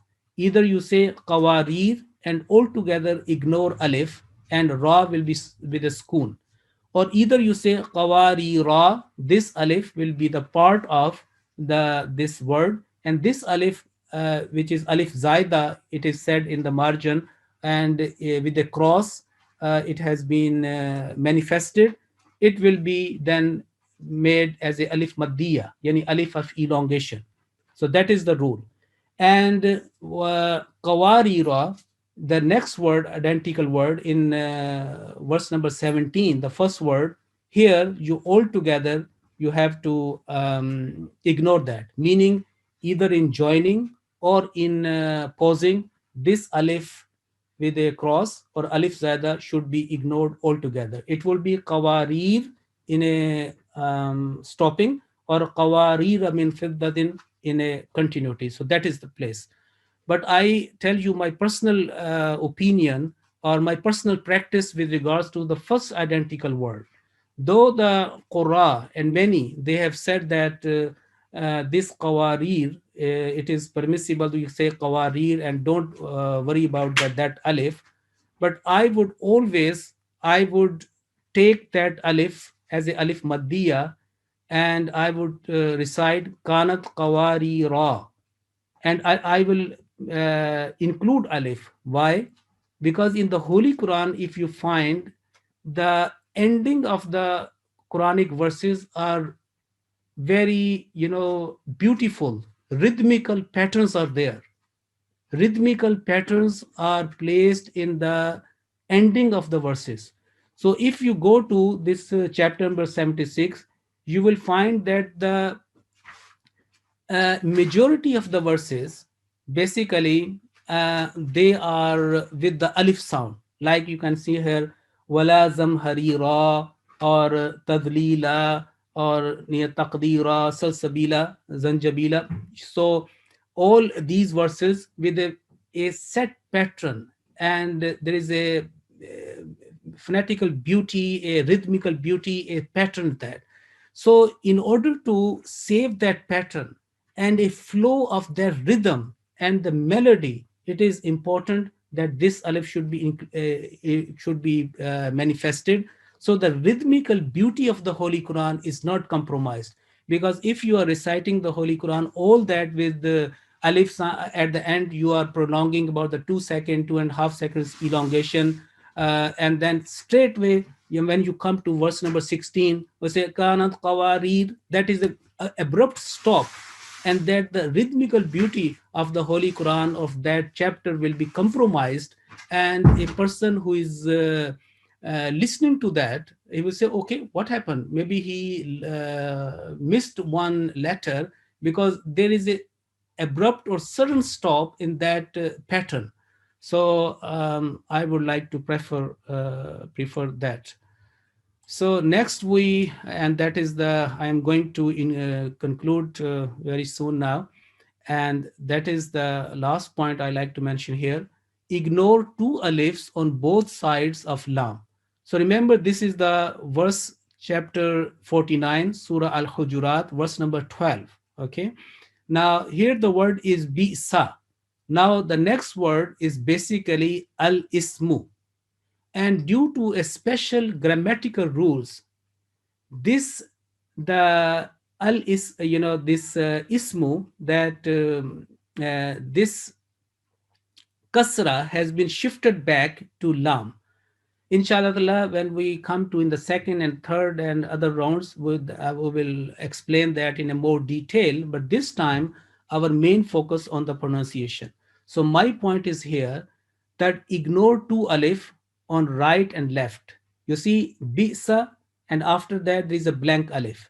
Next is lam, and underneath there is a kasra. So that is li. After that, highlighted again alif, that should be ignored, and that is blank alif, or you can say hamzatul wasl. Basically that is ism hamzatul wasl. So the pronunciation will be not bi'sal ismu, but bi'sa lismu, lam sin mim, bi'sa lismul fusuqu ba'd al iman. If you say bi'sal ismu, that will be incorrect grammatically, and also the rules of the pronunciation. Basically, rules of pronunciation are based on the usage, Arabic usage of this word and similar words. Now, what is here on the, because that is written in Persian, in Farsi, I would say, what is written here is say, بكسر لام بألف در خاندان هما قرى. So basically it is saying that there are different modes of recitations. Okay, there was, for example, the universal reading is the reading where it is called Riwayat Hafs, and it is most universally, but in other parts of the world there are a slight variation in the pronunciation. But all the early reciters of the Holy Quran, the experts of the recitation, they have read this word with the same bi'sa lismul fusuq, that because unanimously they agreed that lam will take kasra in this example. So brothers and sisters, that is the conclusion of my two presentation, Waqf Arzi, which I swiftly gone through with you, and now this pronunciation. And thank you so much. Jazakumullah ahsanal jaza. And now I give mic back to Aman Sahib for next our quiz program. Assalamu alaikum. Assalamu alaikum wa rahmatullahi wa barakatuh. Bismillahir Rahmanir Rahim. Jazakumullah Hafiz Sahib for your very enlightening presentation. We have listened to two very good scholarly presentations now. Just for the change of taste, we will now do another presentation. Hazrat Masih Maud ﷺ states in Durrasmin that Qur'an Kitab-e Rahma सिखलाए राहे इरफां जो उसके पढ़ने वाले खुद उन पर खुदा के फैज़ां. Quran is the words of God, so we need to recite it very carefully, very thoughtfully, and by applying all the rules of correct recitation. And we have learned today a just gist of and just summary of some of the rules. And I hope that everyone will be trying to make sure during the namaz, when they read the namaz, they will be applying those rules now. And we need to make an extra effort to learn the correct recitation of the Holy Quran. Based on these today's rule, I have prepared a very small Quran quiz, and this is an anonymous quiz, and so I will request all of you to all take part in this quiz. I will read the question with 4 multiple choice answers on the slides. Then I will release the poll for you to choose the correct answer. There will be a time limit to choose, so I would urge you all to quickly respond and choose 1, 2, 3, 4 options. You can choose your best answer and just click and submit it. I will share the result with you at the end, and the correct percentage, not the most popular answer. I will count it towards the aggregate or regional aggregate marks. And I would expect from this region, because this is a very nice region, so that region will get at least 70% marks. Although we haven't got any region yet who crossed the 60% limit yet. So now let's start the quiz now. And first question for you is, how many alphabets are sometimes recited with thick sound and sometimes they are recited with the thin sound? Are there 10 letters, 7 letters, 3 letters, or 2 letters? Oh. Hafsa? Yes. I think someone. Host, you can make. Yeah, can you please make a host? No, you are the host. I think that if you log off and you come back again, because the poll is gone now.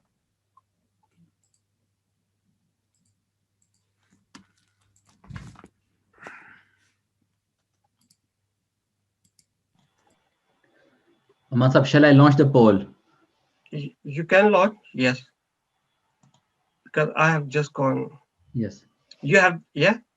Yeah, it's there. Okay, you please help me to do according to the question, yeah? Okay, inshallah I will.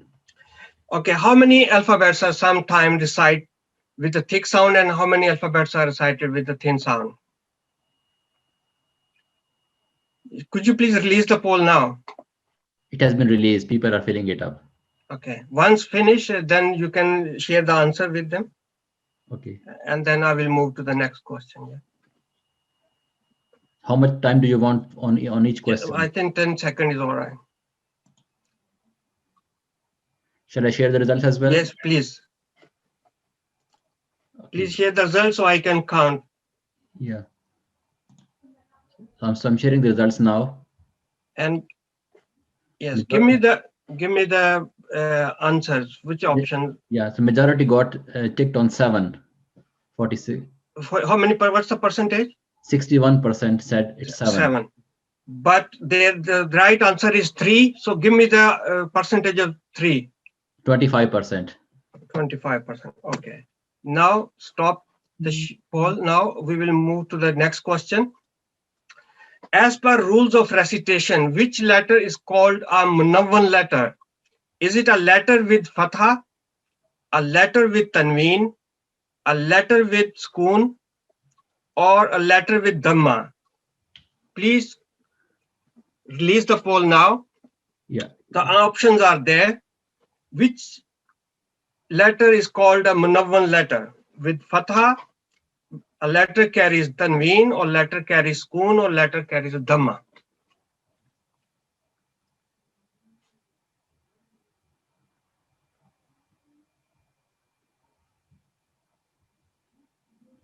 Okay. Could you, yeah. At least if 60-70% cross, you can share the result, please. So the majority answer is a letter with tanween. 54% said. Yeah, that's the right answer. Thank you very much. Now stop the sharing. Next question is, how many letters are called haruful leen? We have learned in the first presentation, is there 2 letters, 3 letters, 4 letters, or 5 letters? How many letters are called haruful leen? Please share the poll now. Yes, it's already open. And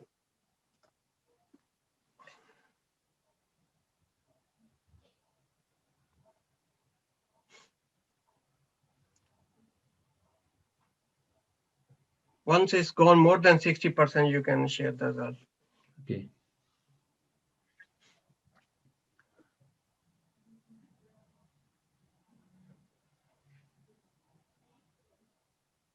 So 49% have participated, 50%. So encourage more people, please. There are a lot of people. I would request everybody, it's just simple question. Just take your guess and select the option. How many letters are called haruful leen? Now you can stop the poll now, please. Share the result. Yeah. So the majority answer was 3, and 41% people said it's 3. No, that's the most popular, but that's not the right answer. The haruful leen are 2. letter ya and letter waw. What is the option percentage for option 1? 35%. 35%. So not the most popular answer is right. It's two letters, waw and ya, are called haruful leen. When waw is with sukoon and ya with sukoon, but the preceding letter should have fatha on it, then it's a haruful leen. Now we will move to the next question. How many prostrations of recitation, sujudu talawa, are there in the Holy Quran? Are there 16, 15, 14, or 13 sajda talawat in the Holy Quran? Please release the poll now. Yes, it's and try to answer as quickly as possible. Is a correct answer is 16 or 15 or 14 or 13?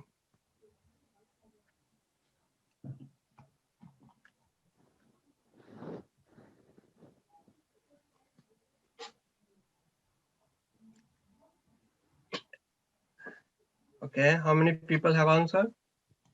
So I've stopped it. 45% said it's 14, which is the majority answer. Now, again, the majority answer is not right. What is the correct answer is 15. What is the percentage of 15? 25%. 25%. There are 15 places where we have to do the sajda tilawat. Now, question number 5. How many letters are called haruful ghunna? Are there the 3 letters, 4 letters, 2 letters, or 5 letters? How many? We have learned that there are 29 letters, but there are only 2 letters which have distinct quality of ghunna. So are there 2, 3, 4, 5?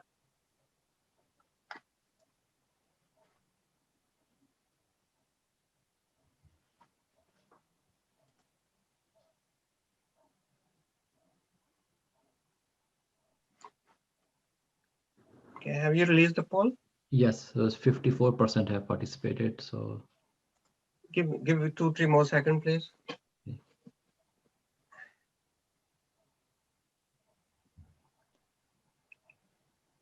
All right, we can share the poll now.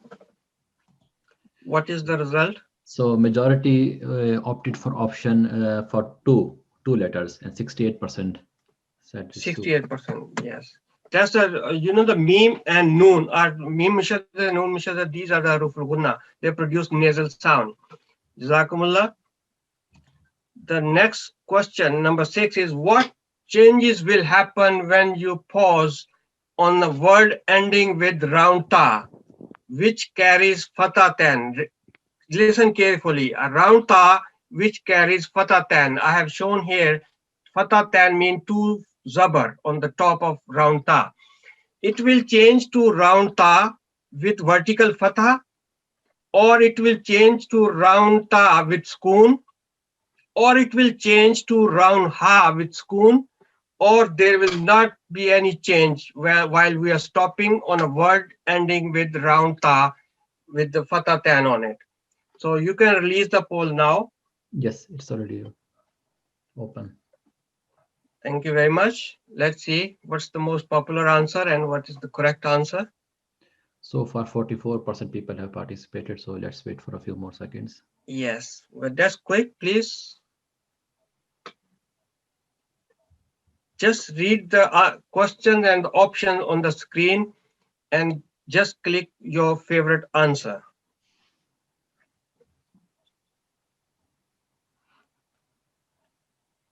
Now, I think you can stop it now. Yeah. So majority opted for it will change to round ha with sukoon. Option 3. The option 3. And what is the percentage? 53% people opted. Yes, we can agree with all these 53 people that this is the right answer. Now the next question is question number 7. Noon sakin is always pronounced with izhar. 1 second, when followed by a kalkala letter, a lean letter, a throat letter, or a mad letter. So noon sakin, if you know the rules of noon sakin and tanween, then you can answer this question very easily. Just let me know noon will be recited with izhar clearly for 1 second if it is followed by a kalkala letter, lean letter, throat letter, or a mud letter? Please release the poll and let's see what's the answer.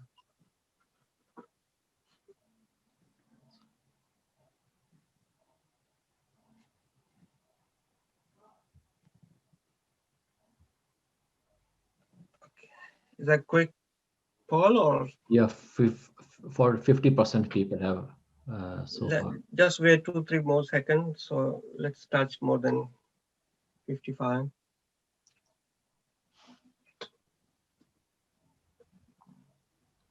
Okay. Majority opted for a lean letter. And I cannot agree with the majority. It is a throat letter, Yes. which is option 3. Can you please give me the percentage of? 27%. 27%. You know, there are 6 throat letters, which are Ain, Ghain, Ha, Ha, Hamza, and Ha, round Ha. So if any of these 6 letters appears after Noon Sakin or Tanween, that Noon Sakin will be recited with a clear sound for 1 second. So 27% have given me the right answer. The next last 8 question is, which surah of the Holy Quran,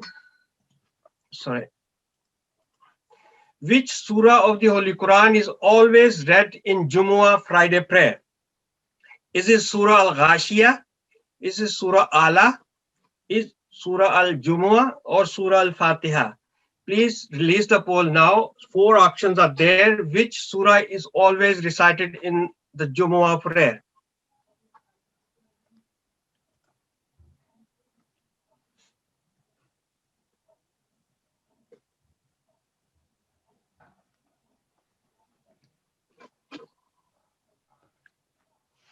That's Yeah, 60% have participated. So, okay. So could you please give me the answer, most popular answer?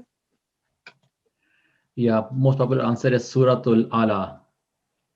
Okay, so this time again, I cannot agree with the most popular answer, because the condition is you need to recite Surah Al-Fatiha in every prayer. Then you can recite any portion of the Holy Quran. There is no condition. So the right answer is Surah Al-Fatiha. How many? 30% people. 30% have given me the right answer. Thank you very much. Now we will move towards the next question. Which are the correct letters of assimilation with nasal sound when they come after Noon Sakin or Tanween? So Hafiz Saab very clearly explained this rule in his presentation. So are these 4 letters Ya, Mim, Ra, Noon, Ya, Mim, Waw, Noon, Mim, Waw, Lam, Ra, or Ghain, Ya, Noon, or Waw? 4 options are there. Please release the poll and let me know which set of letters is the correct letters of assimilation. And assimilation with nasal sound. Idgham bil ghunna.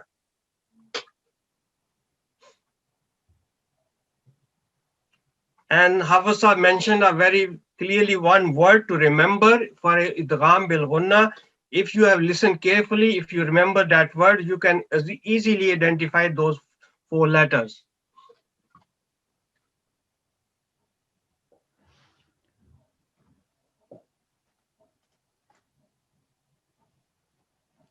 Now, yeah, 54% have participated. So, yeah, give me 2 more seconds. Yeah, let's see if that's maybe they are trying to get the right answer now. Yeah, so 46% have opted for Ya, Mim, Waw, and Noon. Second option. Exactly, 46%. That's the right answer, because Yanmu, Hafiza mentioned that Yanmu is a word to remember for Idgham bil Ghunna. So Ya, Mim, Waw, Noon. If you Yanmu, I have intentionally have written the letter like this. So you have to read carefully. Yanmu is a word to remember for Idgham bil Ghunna. So 46% is the right answer. The next question.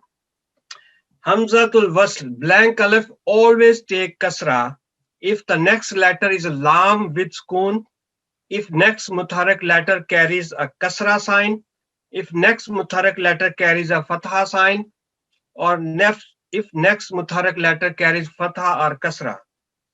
please choose the right answer. 4 options are there. If you can release the poll now, the Yeah. people can choose the answer. Yeah, it's open.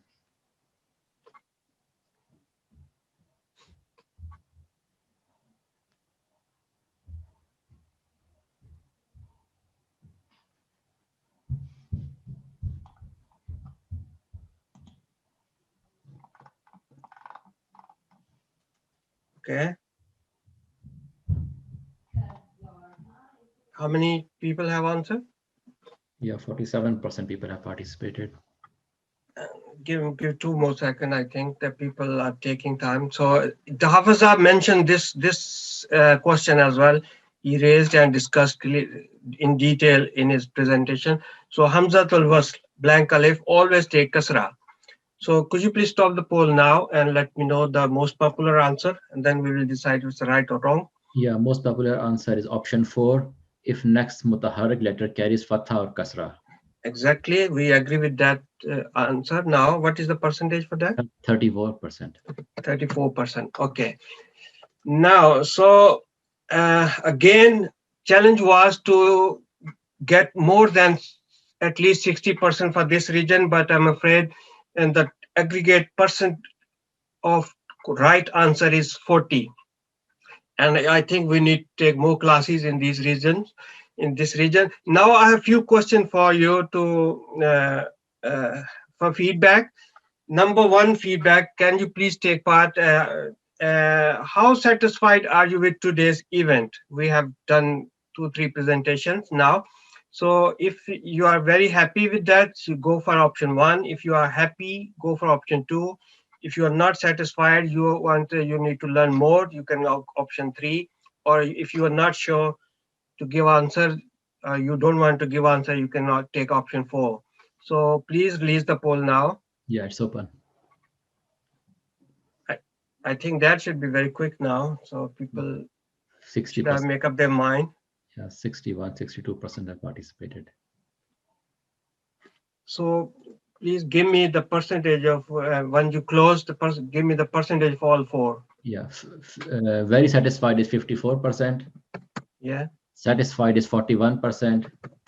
Not satisfied is 3%. And not sure is 3% as well. Okay, Jazakumullah. The next question is for you. What do you think about the contents of today's presentation? There's a one mistake here, typing mistake. What do you think about the contents of today's presentation? Do you think they were excellent? Do you think they were very good? Do you think they were good? And do you think we still need to improve those contents? So you can release poll now. Yeah, it's already open. Nearly 60% have participated in it. So well done for taking part. This will help us to improve our things as well. For once you close, can you please give me the excellent was indicated by 56%. Yeah. Very good 32%. Good 11%. And poor 1%. Yeah. Okay. Jazakumullah for this. And the last question for the feedback is: would you like to attend Qur'an Symposium in future? As well, Hafiza mentioned that we will come back in future as well. So, how likely are you are going to attend this symposium again with your family? Could you please release the poll now? Yes, it's already open.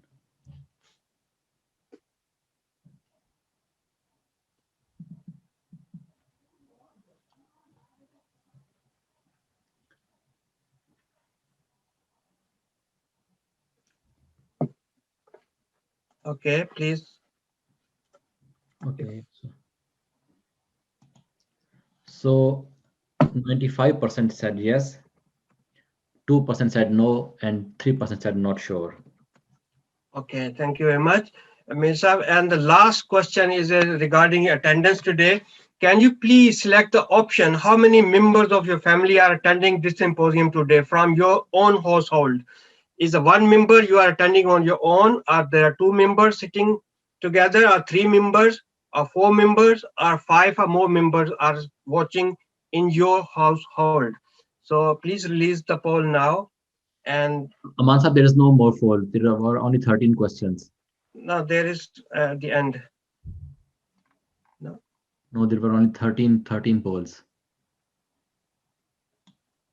Okay. Okay, no problem. Thank you very much for taking part in this quiz question.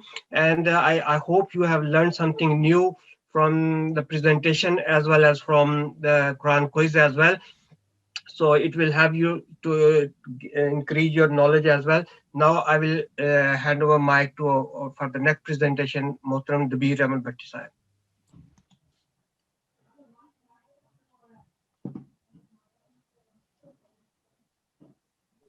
Let me just share my screen. You need to stop.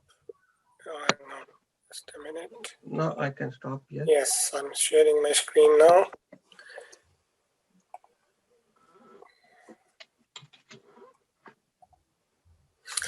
Assalamu alaikum wa rahmatullahi wa barakatuh. I trust that you are able to see my screen. Islamabad Regional Quran Symposium 2021. Basically, I'm going to introduce you to the website. Our website, as Hafiz Sahib has already mentioned, falls under the ahmadiyya.uk. If you go to ahmadiyya.uk, you will see this page. Under the departments, you will see all the different departments of our Jamaat, and our website is here, Talimul-Quran. You can also access the website directly by going to ahmadiyya.uk/NQC. When you enter the Talimul-Quran website, you will see it is divided. We have a two menu system. We have menus on the top and menus at the bottom. So the first thing I will do is I will look at this download section, which was mentioned earlier on, which is a very useful resource. So here we see different, this is what Hafiz was mentioning about having a digital library. So here you can have different, all kinds of resources relating to the Holy Quran. English में भी है और इसमें उर्दू में भी है. उर्दू में आप तफसीर कबीर, हज़रत मुस्लिम मऊद रज़ी अल्लाह तआला अन्हु, तफसीर सगीर वगैरह वगैरह ये आप डाउनलोड कर सकते हैं. And in English as well, you have the commentary of Surah Al-Fatiha by Hazrat Masih Maud alayhi salatu wasalam, the short commentary of the Holy Quran. Again, these can be downloaded.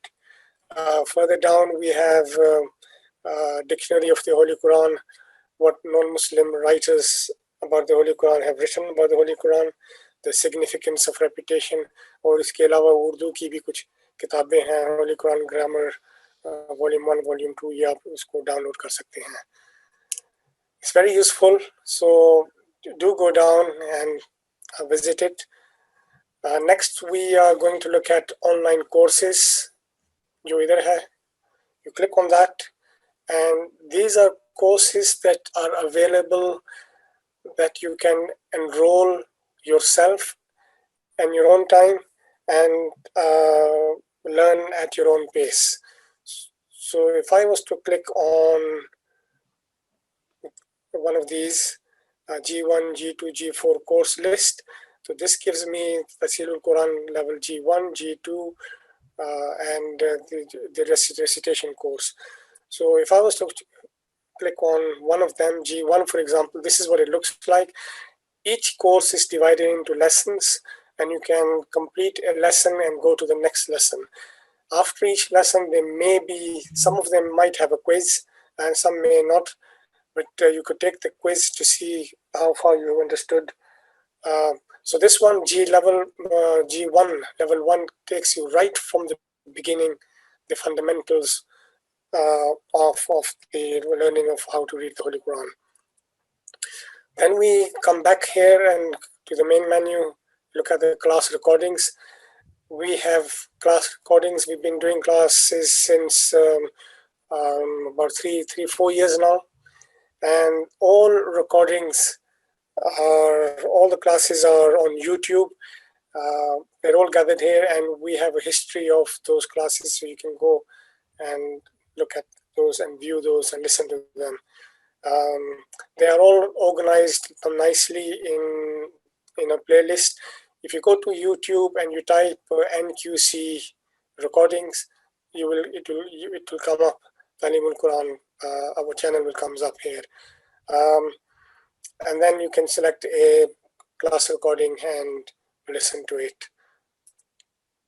The next thing, if you go along, you see this is a class recording here. We have recitation analysis. So here what we have is some verses. We've taken some of the common verses that we use in Tabligh, and we've broken them down bit by bit. Wama, simple elongation, Wama muhamma, and then ghunna for 2 seconds. Similar to that, we also have translation analysis, the next tab after that. And this is also taking the translation breakdown of each word of that verse. Next, we have some, if you go at the bottom menu here, we have the Qur'an multimedia, where we have introduced you to some of the apps that are available. So we have the Talimul-Quran iPhone app. This was mentioned earlier in the program. The book is available, but it's also available as on an app as well. We have the Talimul. We just had a Talimul-Quran quiz that was very limited, but we have the Talimul-Quran quiz iPhone app as well as the Android app. Then we have the Talimul-Quran class recordings on the iPhone and the Android app as well. So if I look at the Talimul-Quran app, this is what it looks like. If I look at the Talimul-Quran quiz app, this is what it looks like. There are 15 quizzes. Each quiz, there are 10 questions. At the end of at each quiz, it gives you a score of how well you've done. You can go back and review your questions to see where you have gone wrong and try, or you can try and repeat the questions and retake the quiz again. Then you have the Talimul-Quran classes, which are all, you can access the Quran quiz on your iPhone, sorry, the YouTube recordings on your iPhone or on the Android phone or on a mobile phone. Also, we have selected YouTube recordings are there.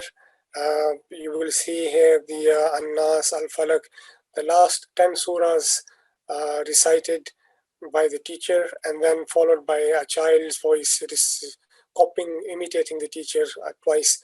In this way, you can learn to read or recite the last 10 surahs accurately and correctly. Quran quiz is also available on the link here on the website. So it's the same quiz as on the iPhone and Android. And then we have the question and answer forum. We encourage you to visit this. If you have any questions, you can ask the questions. You can visit this, click on ask a question. You can also look at the answers. In this way, you can learn quite a lot. Group learning application forms. These are very popular. We've been running this for, as I said, for the last 3-4 years. Here on this page, you will see the complete program of the whole year. G1, G2, G3, G4. G1, for example, is Quran reading level 1 in English, lasts for 12 weeks. G4 is Tilawat improvement lessons in English. G5, G8 is a very common, popular course, Quran Arabic grammar lessons in Urdu. This is Urdu and so forth. You can apply here and then fill in the application form. Some of these are oversubscribed, so I would advise you to apply this for your children or for yourself as soon as possible. And I think we also mentioned, Hafiz Saab covered the, let's go back on the Waqf-e Arzi.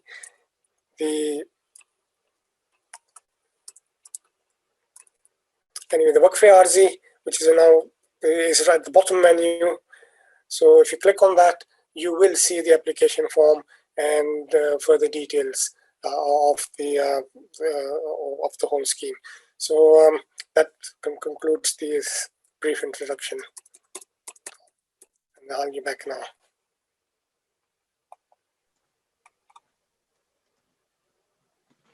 Amir Sahib, Assalamu alaikum. It's over to you now. Wa alaikum assalam, Jazakallah. I think there is one, I can see one hand is up. So Imtiaz Sahib, is that by mistake or do you want to say something? Imtiaz Malik Sahib, your hand is up. No, I think you can ask him to mute and unmute. Assalamu alaikum, Amir Sahib. Alaikum assalam wa rahmatullah. Yeah, Jazakallah. It was a very nice program and we learned a lot. Eventually, I wanted to ask a question from Hafiz Sahib in regards with the verse he was mentioning for Surah Qiyamah, verse number 75. And what should be the correct pronunciation? If you can ask Hafiz Sahib if he is available. Assalamu alaikum wa rahmatullah. As the last verse?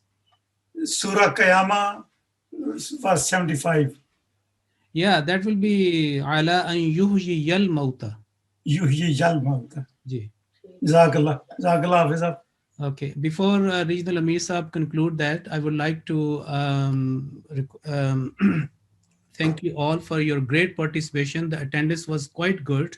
And I was made aware that simultaneously there were other programs as well, but Alhamdulillah, attendance was quite good.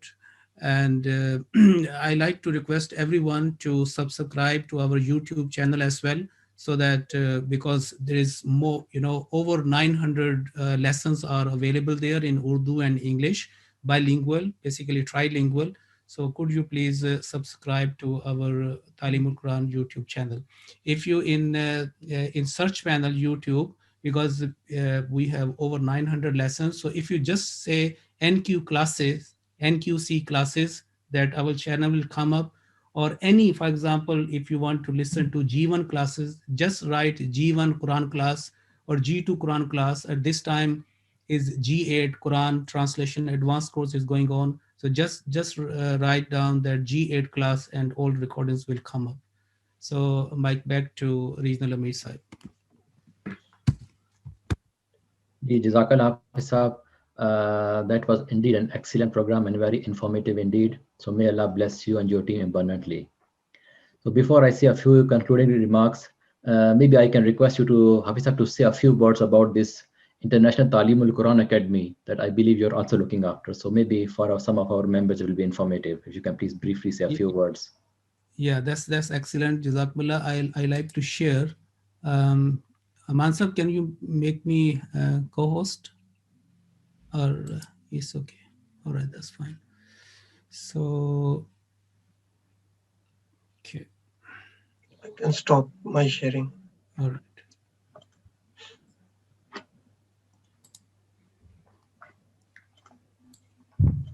So here, for example, you can find that if you just click www.itqa.org.uk, this is our International Talimul-Quran website, okay? Itqa, itqa.org.uk, and you will find here that student registration. And this is a simple form. Okay, and the courses available in English, Urdu, and other languages, and especially UK, English will be the first language, and Urdu as well, and course available Nazara and Tarjmatul Quran. And select the time zone and the tanzeem, is starting from under 7 boys, under 7 girls, or Atfal 7 to 11. So all basically 10 categories are there, Ansar, Lajna, Khudam. So, and then you language of preference in which you want, and then just click on that submit, and you will receive a automated email and as soon as there is a suitability of the timing and with the teachers, your class will be made. And there will be a under 7 boys and girls, there will be 1-to-1, and over 7 there will be a small group learning classes, 5 persons in the same age group of the same gender, basically Atfal in the Atfal class, Nasrat in Nasrat class, and 4 or 5 people. Then we have directly in need of volunteer teachers. So this is teachers registration. You just click on that and it will come up with the volunteer teachers registration. And in this case, you can choose to teach Nazara, Hifzul Quran, Tarjumatul Quran, and the preferred language of your teaching 1 and 2, for example, English, and the second would be Urdu, or the first will be Urdu and the second, and we will try our best to match. And then there is a possibility to be as a main teacher. As a main teacher, you have to give at least one slot, 10 o'clock, 11 and 12. And basically here, because school going Atfal and Nasrat, so 5 o'clock or 6 and 7, one of them will be good for them. So as a main teacher, a volunteer teacher will work Monday to Thursday because 4 days a class are held. And in the morning, 10, 11, 12, there are Lajna classes available. So by the grace of Allah is going well. And then click on the time zone. So so far we have quite, from 20 countries, we have that. From 20 countries, we have participation for the students, and they are going, registered students are going over 800 now. And from the UK, there is, I think, nearly 500 students now. And then we have the advanced courses, and this is with the Tarjumatul Quran and Tafsirul Quran. With the Tarjumatul Quran, I like to tell you that we have plenty places with the split word translation Tarjumatul Quran, Urdu, which is starting from tomorrow at 6 o'clock, Monday and Tuesday. And for English split word translation class will be on every Wednesday and Thursday, or 6 p.m. as well. So 2 days for Urdu and 2 days for English, okay?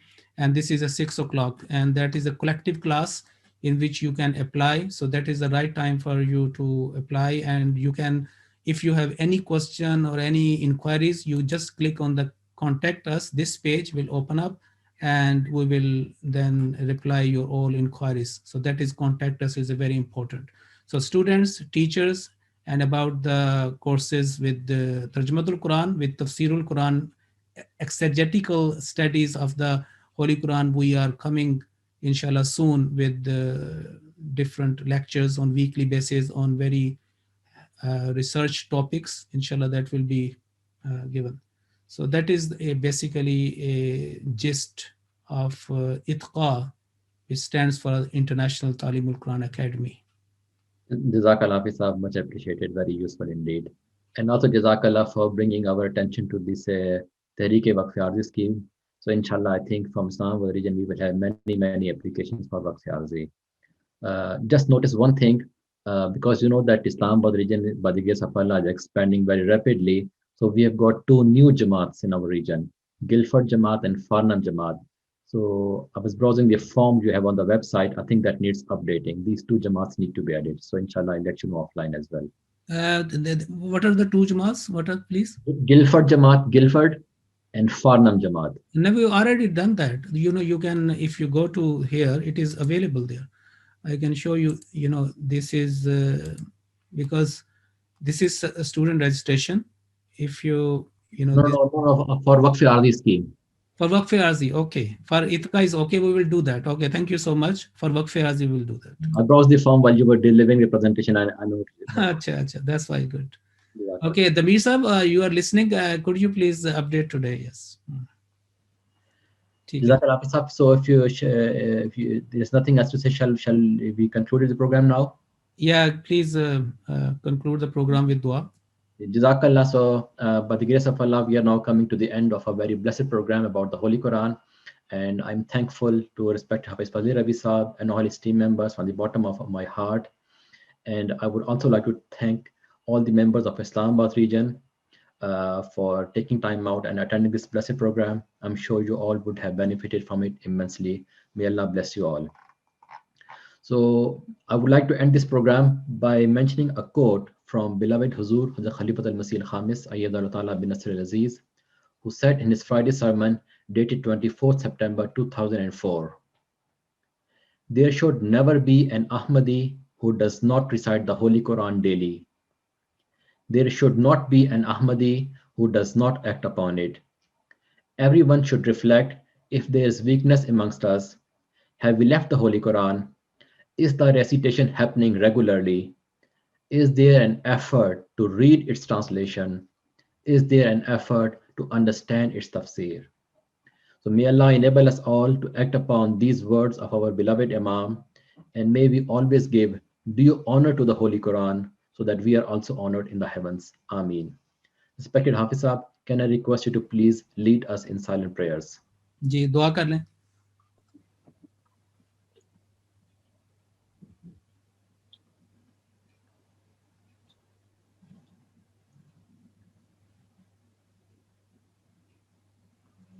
आमीन, अल्लाहुम्मा आमीन.